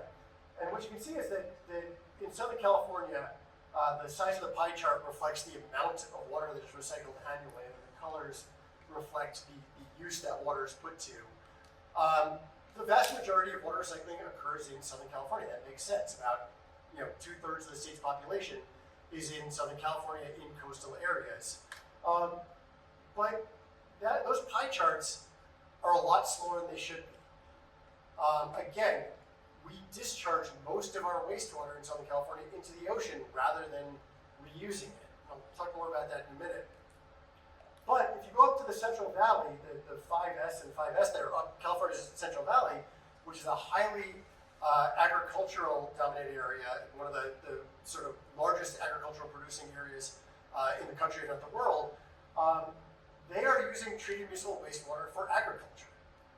And they're using it in large volumes. And I think that that's a practice that we need to be embracing more and more. It is done at small scale throughout the Colorado River Basin at this point, but most of the focus about wastewater reuse in the Colorado River Basin is on municipal reuse and adding to municipal supply. And there tend to be smaller wastewater treatment facilities that treat wastewater to then get used for agriculture. And I think we're only beginning to tap into the incredible benefit that can provide. As was stated sort of in some of the earlier presentations, agriculture remains the largest user of water across the Colorado River Basin. And if we can find ways to offset that use so that we're not using highly treated or primary surface water in the Colorado River Basin, we're using treated wastewater instead, again, it just adds to supply. I also noticed that the Bay Area of California, which is about not quite a third of the remaining state population, does only a bare trickle of recycling. And that's an area where, again, urban wastewater is treated, discharged into the ocean, and we really have barely begun to scratch the surface of what can be done there. And there aren't really plans currently for reuse in the Bay Area, and that absolutely has to change. I think California is heavily lagging behind where it should be in wastewater reuse. And that becomes sort of more egregious when you look at the timeline of California's wastewater recycling. Basically by about 2009, California had hit more or less its current level of wastewater reuse. Each of these colors represents one of those 9 different regions, and really we've made very limited progress in the last 20 years in California. Despite a number of state policies calling for increased reuse, despite a number of laws put in place about how the level of treatment that we have to come to, we've really made little progress, and that absolutely has to change. All right, so again, California, by far the largest user of water in the Colorado River Basin, by far the largest allocation of water in the Colorado River Basin, but sort of lagging behind in its wastewater reuse, and hopefully something that can be sort of a change to a more progressive approach in the coming decade. So, switch, there we go. I'm going to start looking, those are the 3 lower basin states, California, Arizona, Nevada.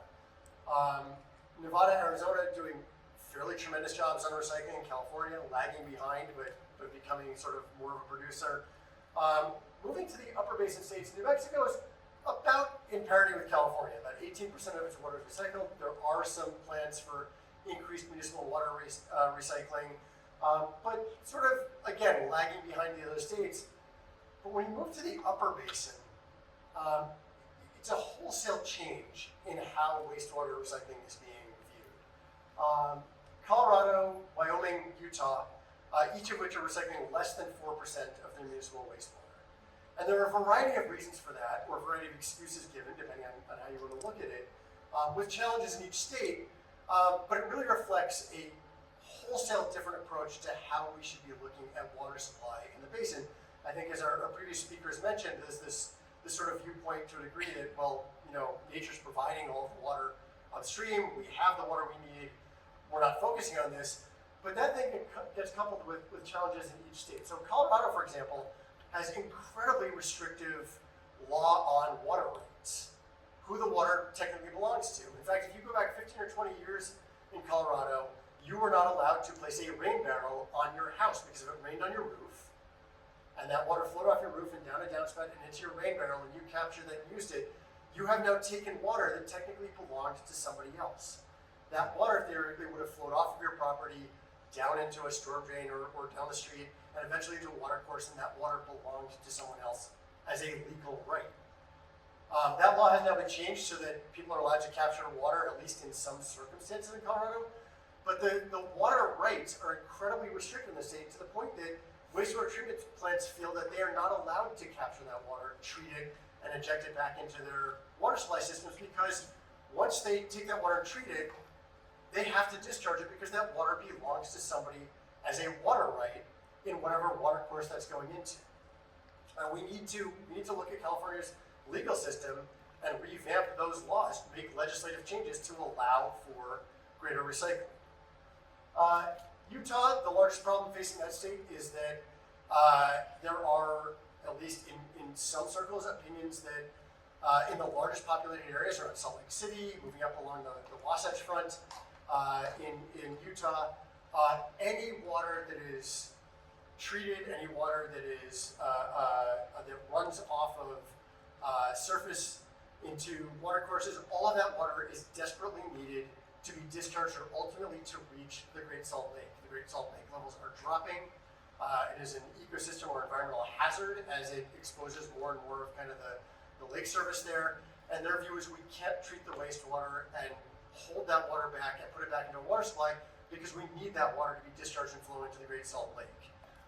Some of that is probably driven by concerns over wastewater treatment plants about nitrates. That if we treat water and capture it, they basically are going to have to start addressing the nitrate levels that are going into the Great Salt Lake, and that's an expensive proposition. And it makes for a nice excuse that we can't treat the water because we need to keep the lake level up. But ultimately, in the most populated areas of the state, the policy view is that we have to allow water to go in the Great Salt Lake, and we can't capture and reuse it. And that is serving as a tremendous block to allowing wastewater recycling to go forward in Utah. There was a plant that was just literally last week, they broke ground on a plant in Laverkin near St. George in Utah, in southern Utah, that is going to provide a 7,000 acre foot retention pond for infiltration that can then be used to pump groundwater for agricultural supply. So there are small pieces of progress and good news across Utah that are occurring. But in the largest populated areas where we have access to municipal wastewater, policy right now is currently not to allow that to be treated and reused. And then Wyoming, Wyoming is a very small producer of municipal wastewater, 38,000 acre feet that we were able to track through our study. But the viewpoint there, it's sort of from an amusing conversation one of my researchers had, talking to a staff member in Wyoming, was they called up, they talked to the state about their recycled water policy, and the staff member sort of just said, we've got plenty of water here, we really don't need to be worrying about that. And that pretty much ended the conversation at that point. So Wyoming right now is of the view that wastewater recycling is not a priority for them. Again, it's not a huge amount of water, but 30,000 acre feet of water is enough for 60,000 households. And so treating that, again, alleviates pressure that otherwise is being spread across the basin at this point. Okay, a little bit of the good news. So starting with California, which has, again, been lagging behind, there are multiple large-scale wastewater recycling projects that are currently on or in line right now, or set up to come online, that have been plotted out, budgeted for, and are moving forward. The two largest ones are Pure Water Los Angeles, which ultimately would provide something on the order of about 160,000 acre feet per year. That would be taking water from the Hyperion wastewater treatment plant, which is on the coast in San Pedro or Long Beach, just south of Los Angeles. That's a coastal plant that currently discharges all of its water into, or most of its water into the Pacific Ocean. They're going to take that and begin moving towards no discharge and treating that wastewater and resupplying it to the Los Angeles area. There's another treatment plant, the Donald Tillman wastewater treatment plant, which is actually the source of most of the water that flows to the LA River. The Los Angeles River, which flows through the city and down out to Long Beach and Los Angeles, has almost no natural flow most of the year. Almost all of it comes out of the wastewater treatment plant. But they are going to begin capturing and treating some of that water, putting it into the ground, and pumping it back out for reuse, which is a huge potential water supply source. And then down in San Pedro, LA County is working on pure water Southern California, which will provide potentially another 30 to 40,000 acre feet per year that could be used. So all told, something like 200,000, 250,000 acre feet per year that could come online, reducing a huge amount of strain on the Colorado River that is, facing a 2 million acre foot shortage. But these alone could deal with about 10% of that shortage, which is pretty incredible. The biggest problem is the timeline for these is not tremendously helpful. We're looking at 2035, 2040, potentially later, assuming there are no delays, which is not really the near-term solution we need to be addressing the Colorado River, but at least a good start. And then looking more broadly at the range of states, this chart might be a little hard to read, I apologize for that. But if you look at the potential, if the other basin states, if California, New Mexico, Colorado, Utah, Wyoming, began treating wastewater to reach the levels that are already being achieved and have shown that can be achieved by Arizona at 50% and by by Nevada at its tremendous 85 to 90%, that alone would cover about half of the shortfall on the Colorado River. I'm not expecting we would meet the 85% that Nevada is reaching necessarily across the basin, but even reaching 50%, which Arizona has shown absolutely can be done, would result in an increased amount of nearly 1 million acre feet per year. And so, again, this doesn't solve the Colorado River crisis in itself. This is a piece of many, many solutions that are needed, but it could be a very strong piece, and we need greater investment in it. So, thank you for your time and for the Q&A. Thanks so much. We'll start on that last slide that you put up because I'm very interested in this.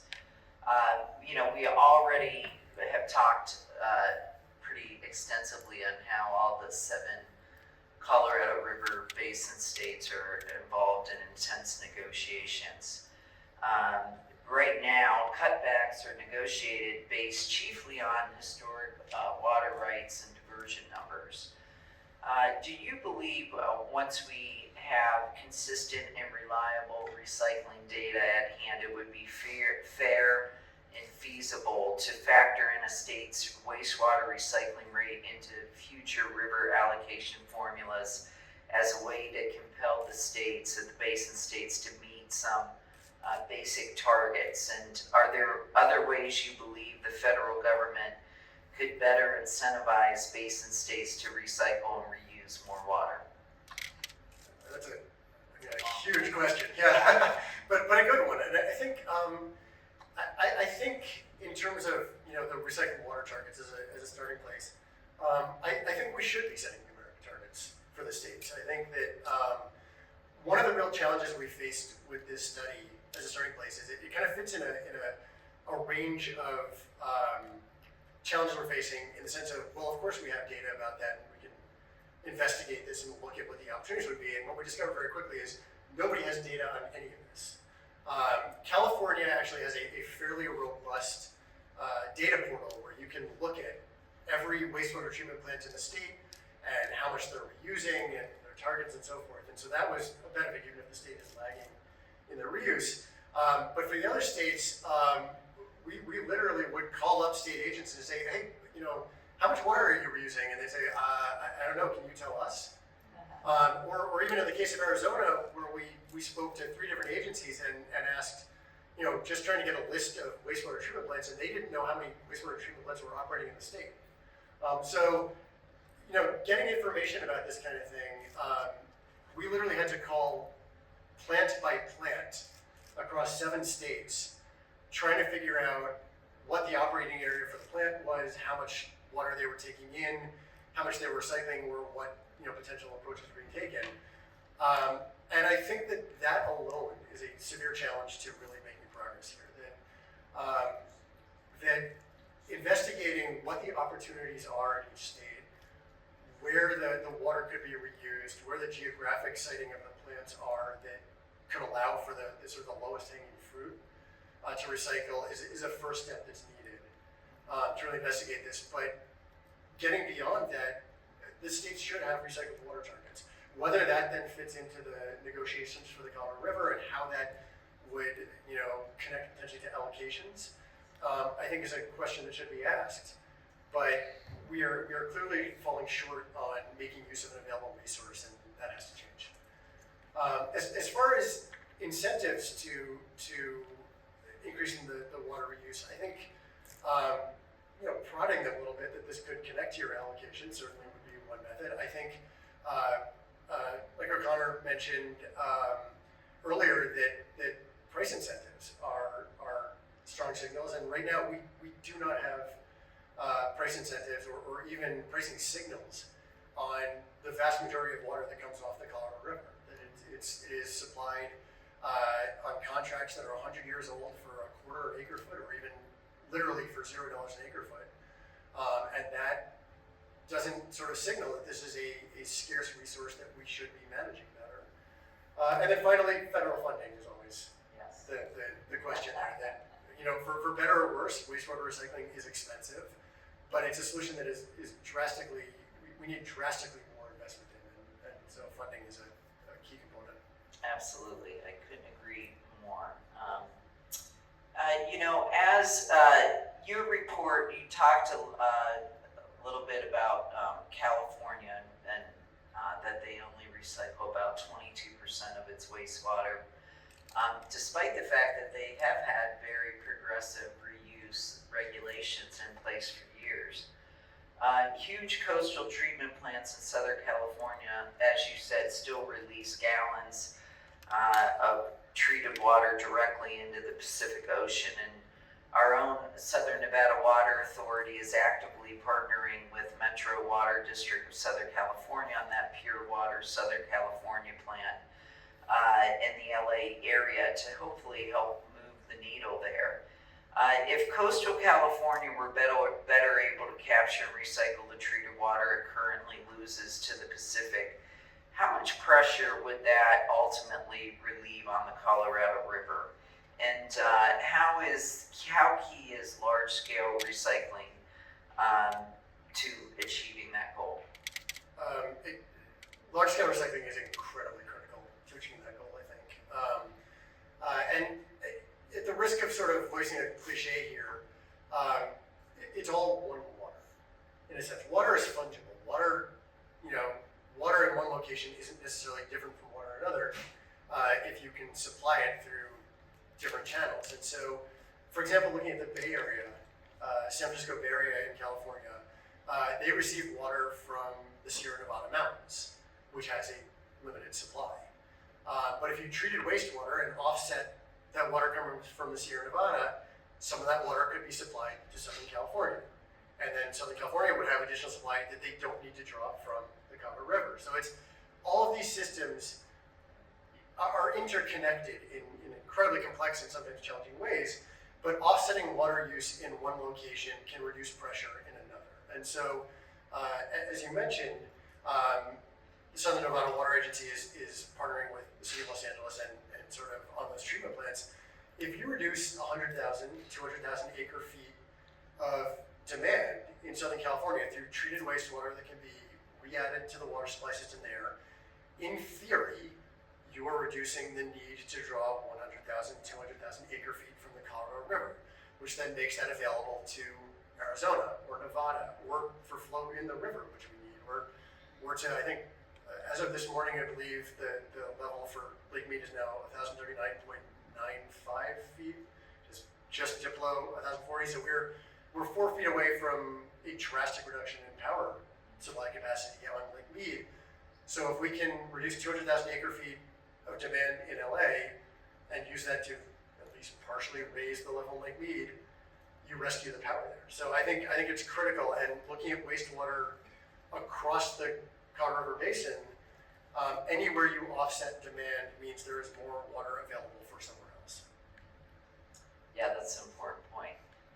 Last question, we're not gonna take a break in between these panels because we're running a little behind schedule.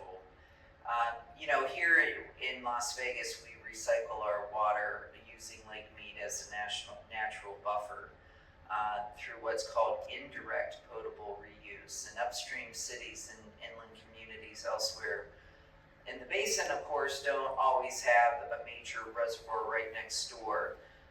The states, including California and Arizona, allow for direct potable reuse or pipe-to-pipe purification because they don't have that environmental buffer like Lake Mead.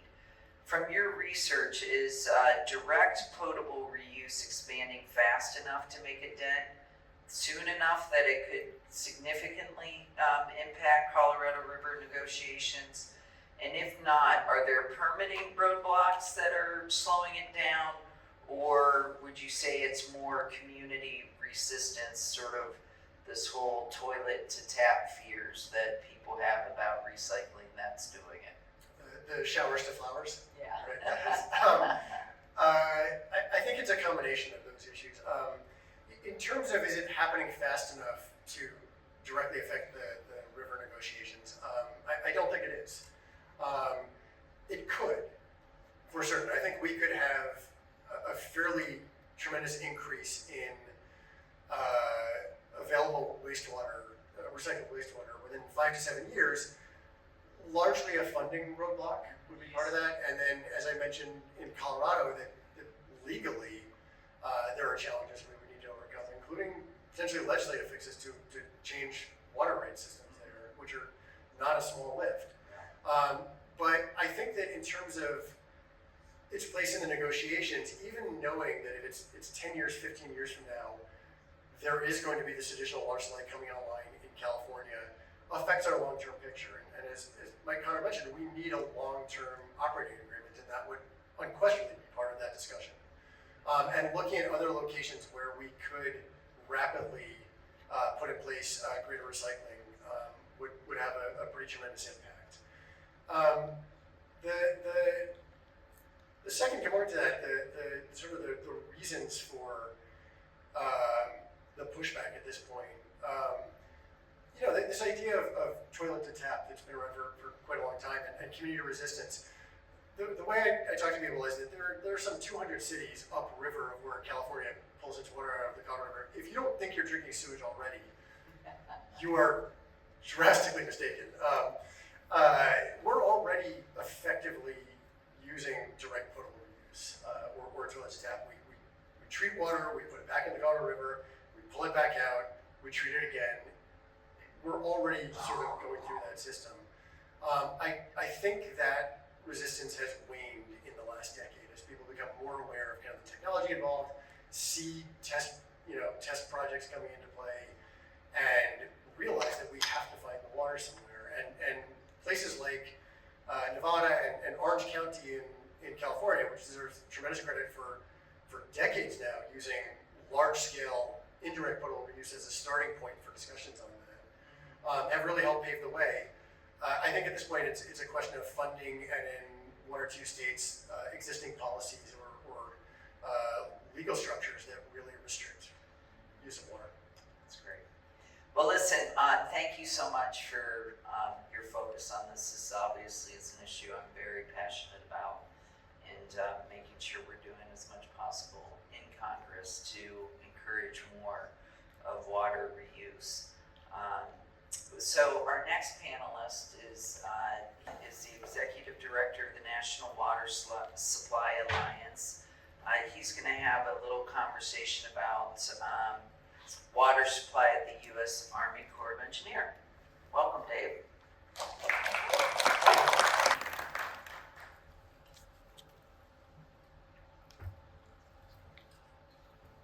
Hello? Okay. Thank you, Congresswoman Lee, for inviting me today. My name is Dave Minamura. I'm the Executive Director of the National Water Supply Alliance. And I'll be honest, I feel a little bit out of place today. I don't live in the Colorado River Basin. Well, I do, but it's the Colorado River that flows past my house in Austin, Texas. Not the same. Second, my organization, while named the National Water Supply Alliance, we do not interact with Reclamation, Bureau of Reclamation. We are narrowly focused on water supply policy at the U.S. Army Corps of Engineers. Third, I'm not an engineer or a scientist or an attorney, so I'm just a policy guy. My job is to connect smart people to make smart ideas put into action. So being here in front of John, Mike, Noah is a little out of place. All that said, I hope you find some value in my remarks today. I'm going to give you a little bit about NWSA and U.S. Army Corps of Engineers if you're not familiar with it. But I'll just say, as you know much better than I do, the stresses in the basin are unrelenting. We've got population growth, increasing drought, increasing wildfires, energy and water demands for data centers, and added a couple down there that maybe get overlooked. That is cybersecurity issues at water operations. Are they safe? This is real. Just ask the states of Minnesota and Michigan. And deferred maintenance and aging dams. Are we prepared? This has been a pet peeve of mine. We seem to overlook the fact that our dams are old. We haven't been maintaining them as probably as well as we could be doing. And one thought I had was that while water levels are low, we should be doing it. We should be really inspecting these dams. The Corps has a dam safety program, but to me it's basically just a desktop exercise. We really need to get into how our dams are operating. Are they at full condition? What are the aging aspects of that? We don't want to be down the line and a dam fails and we're going to have to replace it. We just can't do that. The river's just going to keep flowing without the dam. So I just want to throw that in there for consideration. I'm sure Mike's thought about this many times because he works for Reclamation and Corps. Aging dams is an issue. So let me talk about the water supply lines. We were primarily born out of the need for water supply providers to be represented in front of the Corps of Engineers. These folks have mostly water supply contracts with the Corps, and historically, the Corps has been somewhat different, maybe apathetic about water supply. Even recently, we've heard directors from Pentagon and Corps leadership that, quote, we don't do water supply. Just a little footnote on that. Mike Connor is not one of those.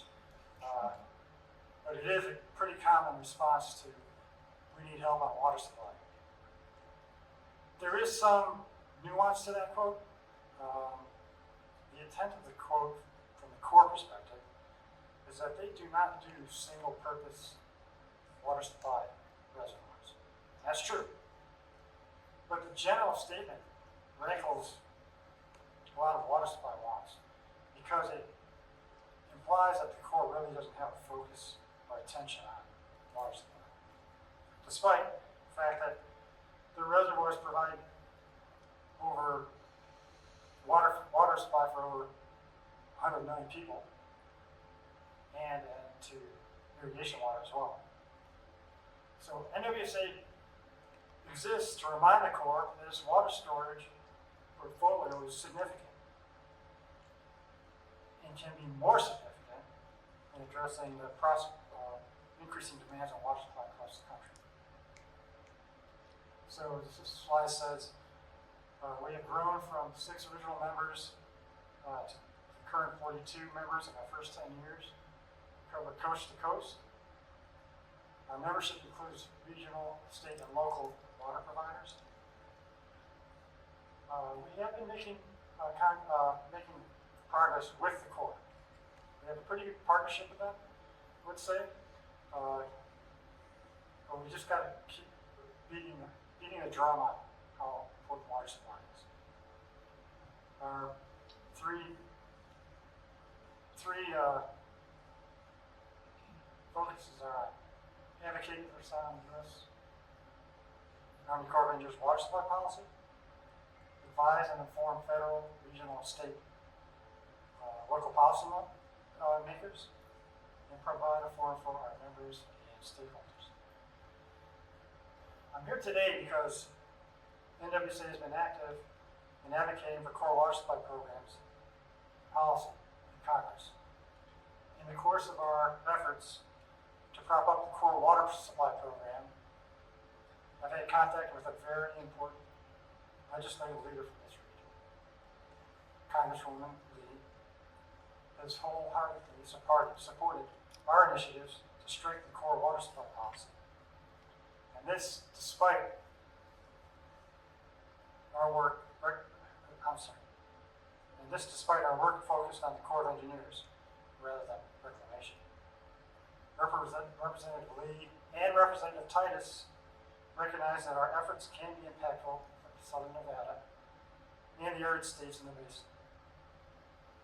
And before I get into the specifics of our advocacy, please allow me to give you a brief overview of the Corps of Engineers, just to primer on who they are and what they do.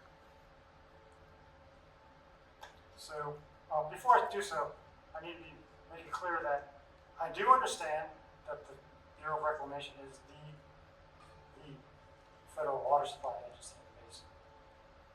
That said, the Corps, through its authorities for water supply operations, can provide residual impacts for the basin. As Mike alluded to earlier, the Corps of Engineers Civil Works program includes several missions. Navigation, flood risk management, ecosystem restoration are at the top. Recreation, coastal storm reduction, hydropower, and water supply. And we need to keep reminding the Corps that water supply is on that list. All of these missions, water supply is the stepchild, so to speak, as I alluded to earlier. The Corps just hasn't given water supply the focus it deserves. In terms of water supply storage in the basin, 2 core divisions cover the area. The top left, the Northwestern Division, covers parts of Colorado and Wyoming. And the South Pacific Division in Sacramento covers all 7 basin states. Not the greatest map, but that's the best I can do. So what are we doing to get the Corps' attention?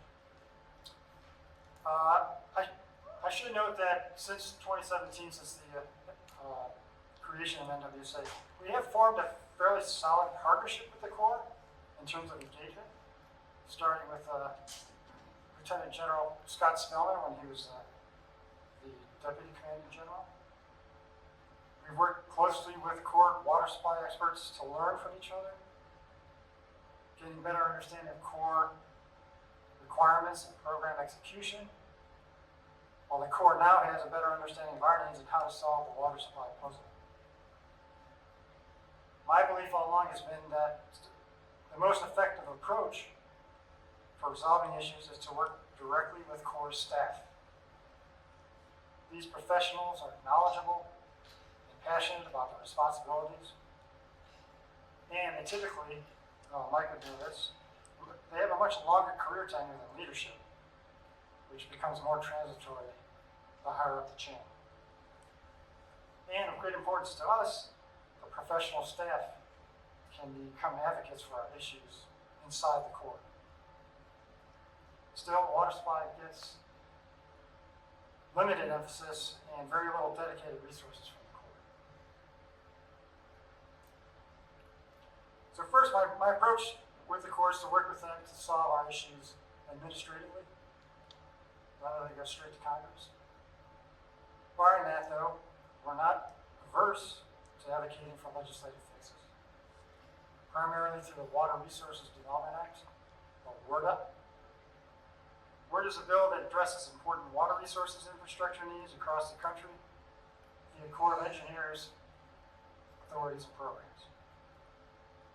Of note, WRDA has kept to a biennial process, which is unusual, passing on a regular basis through Congress every 2 years since 2014, and in a bipartisan basis as well. Beyond WRDA, we are championing Corps efforts to explore and execute innovative tools for more efficient management of water supply. Resilience is the goal. In California, as Noah was talking about, the Corps is implementing forecast-informed reservoir operations, or FIRO, to allow flexibility in how reservoirs hold and release water. So we're talking about a way to create water similar to what Noah was discussing about creating water through reuse. And FIRO basically uses improved weather forecasting, much better weather forecasting, to help water management managers determine and increase when it is appropriate to retain or release from reservoirs for increased resilience for both water supply and flood protection. Enhancing resiliency in these systems offers measurable contributions to the lower basin states that it can develop additional water supply upriver, in California in particular. So what have we accomplished? NWSA works closely with the relevant House and Senate committees with authority over the Corps Water Supply Program. As the Water Resources Development Act of 2024 was in production, I testified before the House T&I Subcommittee on Water Resources to request greater focus by the Corps on water supply. As I mentioned earlier, the Corps typically shrugged its shoulders when water supply issues were raised. It just wasn't seen as a mission. And then WRDA 2024 passed and included this declaration that Representative Lee also supported. It reads, and you can read this, but it reads, "It is the policy of the United States for the Corps of Engineers to maximize opportunities for water supply, water conservation measures, and drought resiliency efforts at the operation of water resources development projects." This is in reference specifically to the Corps of Engineers. So NWSA, we celebrate this momentous achievement of getting this in the WRDA bill that was passed. The celebration was short-lived, as in subsequent meetings with the Corps, they didn't get this signal. So we moved on to the next step, and that was to work on the next WRDA bill. So in this next WRDA bill, we have proposed the creation of an Office of Water Supply at Corps headquarters. Our rationale was the need to have a dedicated office of staff to manage the water supply program, which hadn't been the case previously. An office would provide a dedicated staff, even if just a small staff, to elevate Corps attention and effort on water supply policy and processes, and have a single point of contact at the Corps. So the House has introduced this bill, and it will be going to the Florida Conference Committee soon. HR 9497 has passed and does include the Office of Water Supply in the bill. The Senate is working on its WRDA bill, and it does not include this provision, but two senators are introducing a bipartisan bill. Senators Warnock and Moran, Georgia and Kansas, have introduced a standalone bill that basically lays out this Office of Water Supply concept. The bill is S-4962. Hopefully this bill will give leverage for the Senate to work through WRDA committee conference with the House and include this provision in the final bill. We think this effort will elevate water supply at the core with a focus on augmenting storage, creating efficiencies and increasing resiliency at core facilities. These additional supplies can then result in less reliance on the Colorado River in places such as California and Colorado. In some ways, it mimics what Noah was saying about water recycling, water reuse. It's adding to supply, putting less pressure on the Colorado River. In the foreseeable future, reclamation alone doesn't have all the solutions to reliably increase water supply in the basin. So coordinating, collaborating with other federal agencies that can help is the way to go, because demands will continue to increase. Bottom line is water supply across the country is stressed. Those stressors are not diminishing and are becoming more acute across the entire country. Water supply shortages are a shared burden, but also a shared opportunity to identify and execute new solutions. And reclamation, collaborating, coordinating with others, such as the Corps of Engineers, can help to alleviate the stress.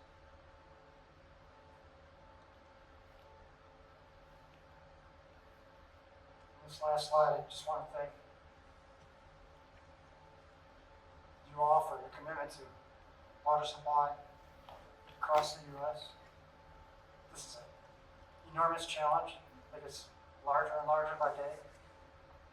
Representative Lee's interest in our efforts to enhance and improve water supply management at the Corps of Engineers is based on this idea that supporting Corps efforts, particularly on innovative water supply strategies such as FIRO, can reap benefits for the Colorado River Basin. And I'll point out the second and third bullets are basically just a different way to express what Mike Connor was saying, and that is, don't draw lines in the sand.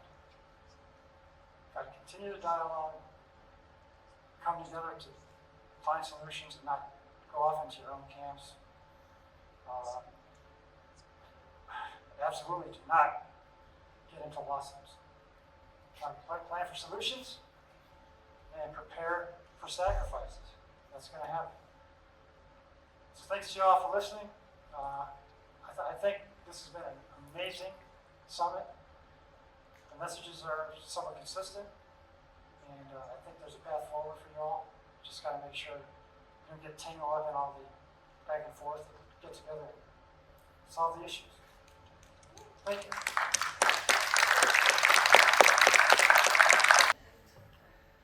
Dave, you talked a lot, today we talked a lot about wastewater recycling, but I want to focus, there's been a weather phenomenon that we've seen these high-profile atmospheric rivers that have brought some record-breaking rainfall and flooding to the West in recent years. There's also been some increasing interest in urban stormwater capture specifically. San Diego, for instance, had its wettest New Year's Day ever this year with an atmospheric river dropping a month's worth of rain on the city in just one single morning. Is the Army Corps of Engineers partnering with Western municipalities in any significant way on new infrastructure projects to actually capture and store more of this stormwater as part of a long-term response to this crisis? Absolutely.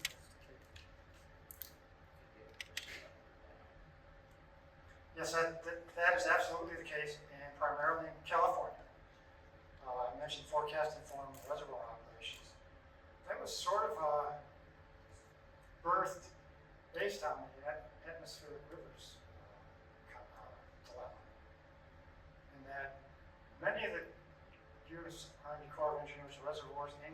California are not specific for water supply.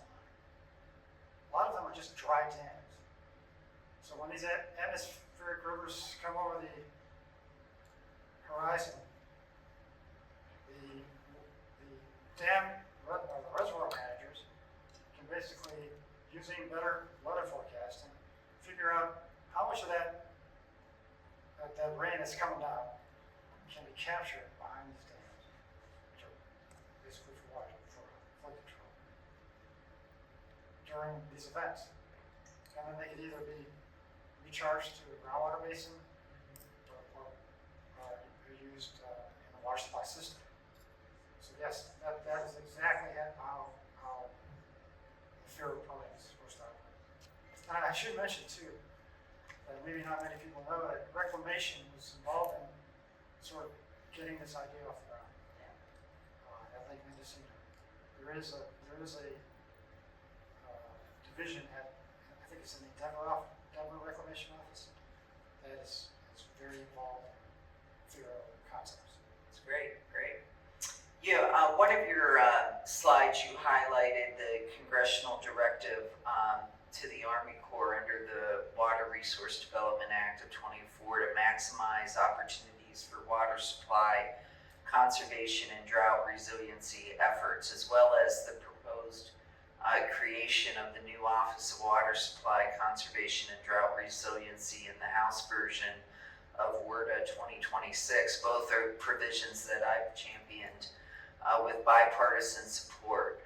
What else is in WRDA 2026 that you and other water supply advocates are tracking that should be on the radar of water managers here in Nevada and throughout the West, and why? Really, primarily, we're just focused on the Office of Water Supply. There are some additional provisions in there that are related to exactly what you're saying, to increase attention by the Corps. But the big elephant in the bill is creating this Office of Water Supply.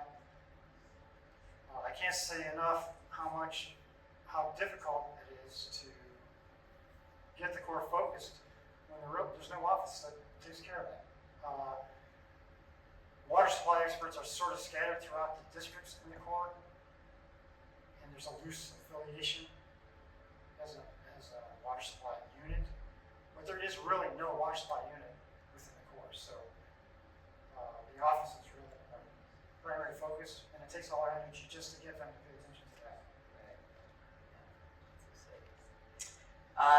Beyond supporting water supply prioritization provisions in federal legislation like WRDA, let's turn to state and local officials in the West. What should they be doing to ensure that the Army Corps is fully utilizing every resource and tool at its disposal to help secure a sustainable future in the region?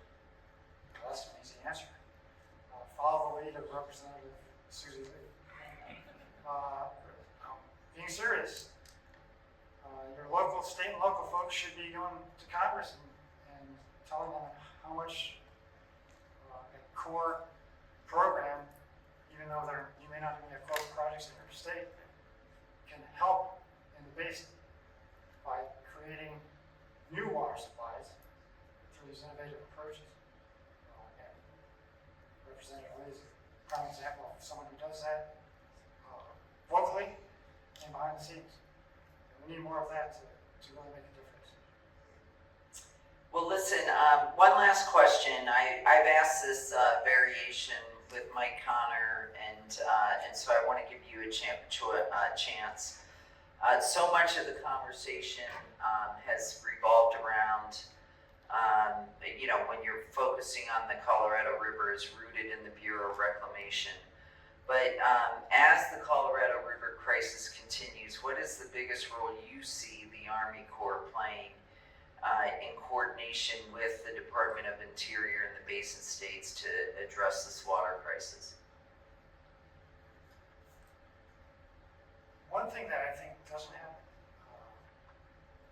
is the federal agencies don't talk to each other. And there was, years ago, I think Mike was part of this, the water sub-cabinet, and we brought together all these water agencies at the federal level. I don't know that it worked well. I thought it was a good concept. Okay? My suggestion would be to do the same, but do it with the staff. Okay? The people who do the day-to-day, they can work out some of these issues. Communication is huge, and there's not a lot of communication. So I would say that's the first place to start. Yeah.